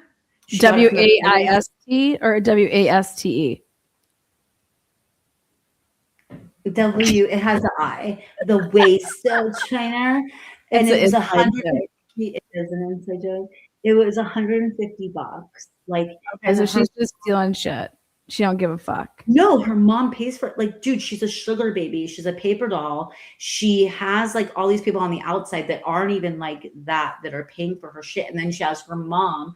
So like, yeah, at this point, my face. No, don't play this one. This isn't awkward. This is not as funny as it is awkward. Okay, this is You're how not I gonna be want. happy. You're not gonna be happy with this one. This is how I wanted to end my live today. With this, God damn it. Okay, you guys. That's how Lana wants to end her live. We're all gonna be really. I think. Okay, so you're saying that we're gonna be creeped out by this. Go ahead. It's another dude. What's going on? She's. So, you know, the first week I got down here. Yeah.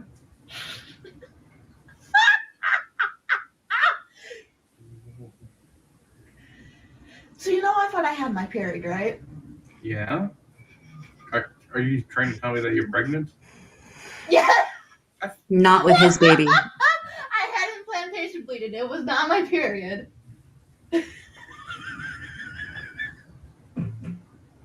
Surprise, shorty. Okay, what's going through your mind? Now what you expected? No, it's not. See why I wanted you to come here so badly now? Because I was starting to freak out the last couple days. Yeah, I don't understand why people at the hospital didn't tell my test results. It makes sense now why they gave me such a low dose of my medicine only at night. Why? Like, I felt like there was no like psychiatrist talking to me very much. I felt like the hospital stay was just weird. I was like, normally they're like throwing meds in your face, and they weren't doing it to me. And I was like, that's what made me want to go take a test. I was like, what the fuck? Told you. And I knew my period was so short, and it turned brown right away, and I just had a feeling. you're saying you don't like that one. No, because it's not his baby and it's so awkward. And she's like, I'm pregnant with someone else's baby, and like, you're going to raise it and you're not leaving. And he's like, yeah, I'm not leaving. And it's really, really uncomfortable. Oh, really? Okay, go to shorts. Okay. I'll let you. I'll oh my God. I get to pick. Yeah. Okay, go. Okay, see that one all the way that says, I know you. Oh, fuck. Yeah. Yes. Oh my God, please. Everybody hit it with me, hit the C line. Everybody do it with me, hit the C line. What the fuck? Why is it black? I don't know. I'm mean, hey. So it's crazy how one of my videos is growing, about to go viral. And my daughter gonna jump in the comments talking about, embarrassing, take that down. Understood. Like her dusty ass didn't look in the mirror or go to her house today and look at that nasty ass floor. You Get told the her. fuck out of here. Dust bucket Brianna. I mean, hey. So it's crazy how Everybody hit it with me, hit the sea line. Everybody do it with me, hit the sea line. Go to hell. Go to hell. Everybody Go to hell. Watch all of it at least. Okay. Like, Riding around, Yeah, hanging out, hanging out. y'all Okay. hungry. I saw that one. Kill a bitch, all I need is a pencil and a pad. Let me get the beat so they remember who I am. Damn. What a real bitch is that? I'm finna bring real. Yo. Guys, Oh. it cracks me. Yo, what up with it? Which one? wake up. I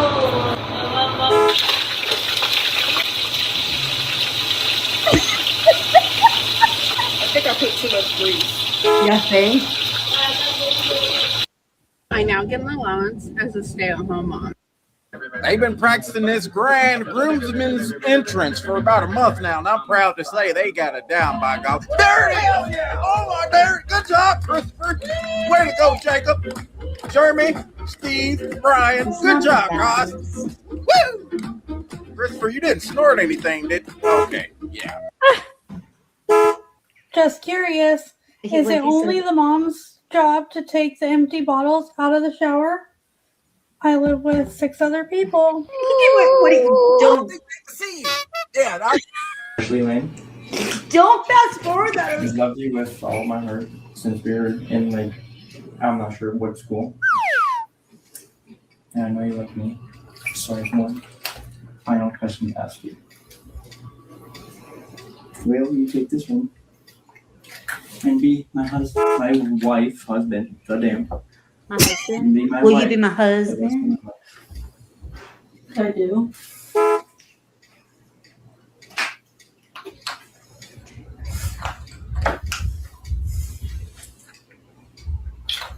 This is awkward. I can't.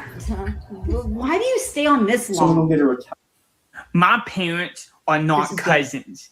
I don't know why people keep saying that. If they were, that would affect me tremendously. So please stop it. They are actually siblings, which is completely different. And y'all are acting like that's my fault. It's not his fault. How are their issues my issues, huh? Not. Like y'all on my comments making fun of me, calling me You wrong. Yeah, this is my son, bitches. Hey, Tangeray, hey, Keisha. Watch me twerk this daddy. Yeah, turn it up, DJ. Play it loud. Drop down and get your legal on, girl. Yeah, drop down.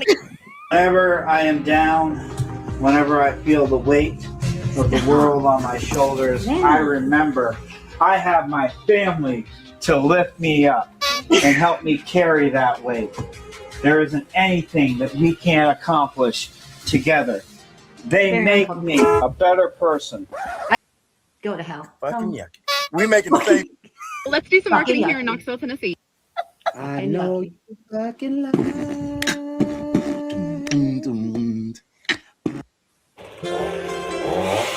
All right. I know we good. These are the ones that make me feel uncomfortable. No, I can't. It's too early. It's too early. What this looks like. So all you need, you just look at how it sticks. It sticks to your skin. With this, you don't need a pad. You don't need a shaper. All you need to do is just stick it into your skin. And then, guys, can you see? Can you see what I'm talking about? Let me pull my dress down for you guys to see the difference. How amazing this is. Guys, can you see? The thighs, ma'am, the thighs. We've been asking ever since y'all started this BBL, BBW, BBQ. We've been asking for the thighs. That's what we've been saying. The thighs don't match. That's what we've been talking about. Don't neglect the thighs. Now y'all really gonna look like ants. And you just gonna throw a pork chop piece on your hip. Just, you focus. I know you fucking gonna keep having lots of kids and have that big family life I've always wanted. I personally think like it to feel when you have kids in a family.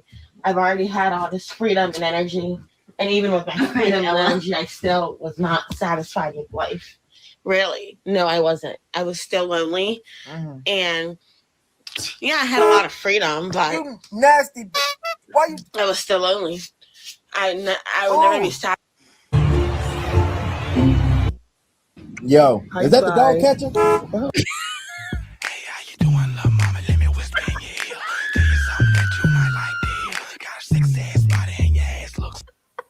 Take my hand. Come on. You're gonna fall unless you take my hand. How come women don't take DNA tests like This the is dads the have best. to do? This is How come how come after they give birth, they don't have to take the DNA test? I mean, they are literally inside of a hospital. They have all the equipment. You know, this woman tried to get me to take a DNA test once to see if I'm the father of her child. Like, I never even touched the child. Like, you can hold up a black light and see no fingerprint on that child at all. It means I'm not the Because you know father. they have to use DNA. You know, like when I was falsely arrested one time, they took my fingerprints, and that's how they choose DNA, because everybody got different fingerprints.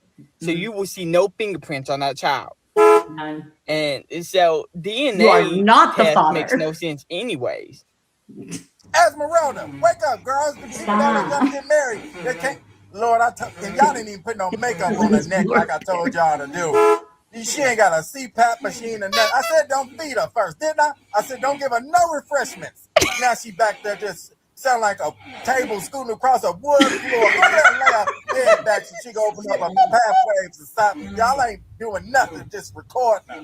Esmeralda, wake up, girls. The people How do people think I am? And this past week, I have been called a 14-year-old's mother.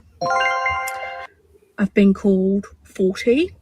Today I got asked if I was going to pick up the kids after I had done this shopping. And at other times, I'm like, people will say, oh yeah, you're like 20. Like, you look 20. You look 22. I'm 24. God, 24 plus 24? Yeah, you the first 48. Early, it's Somebody too gotta early, it's push too your early. wheelchair to the bed. Push you in the bed. Because My they can't stomach.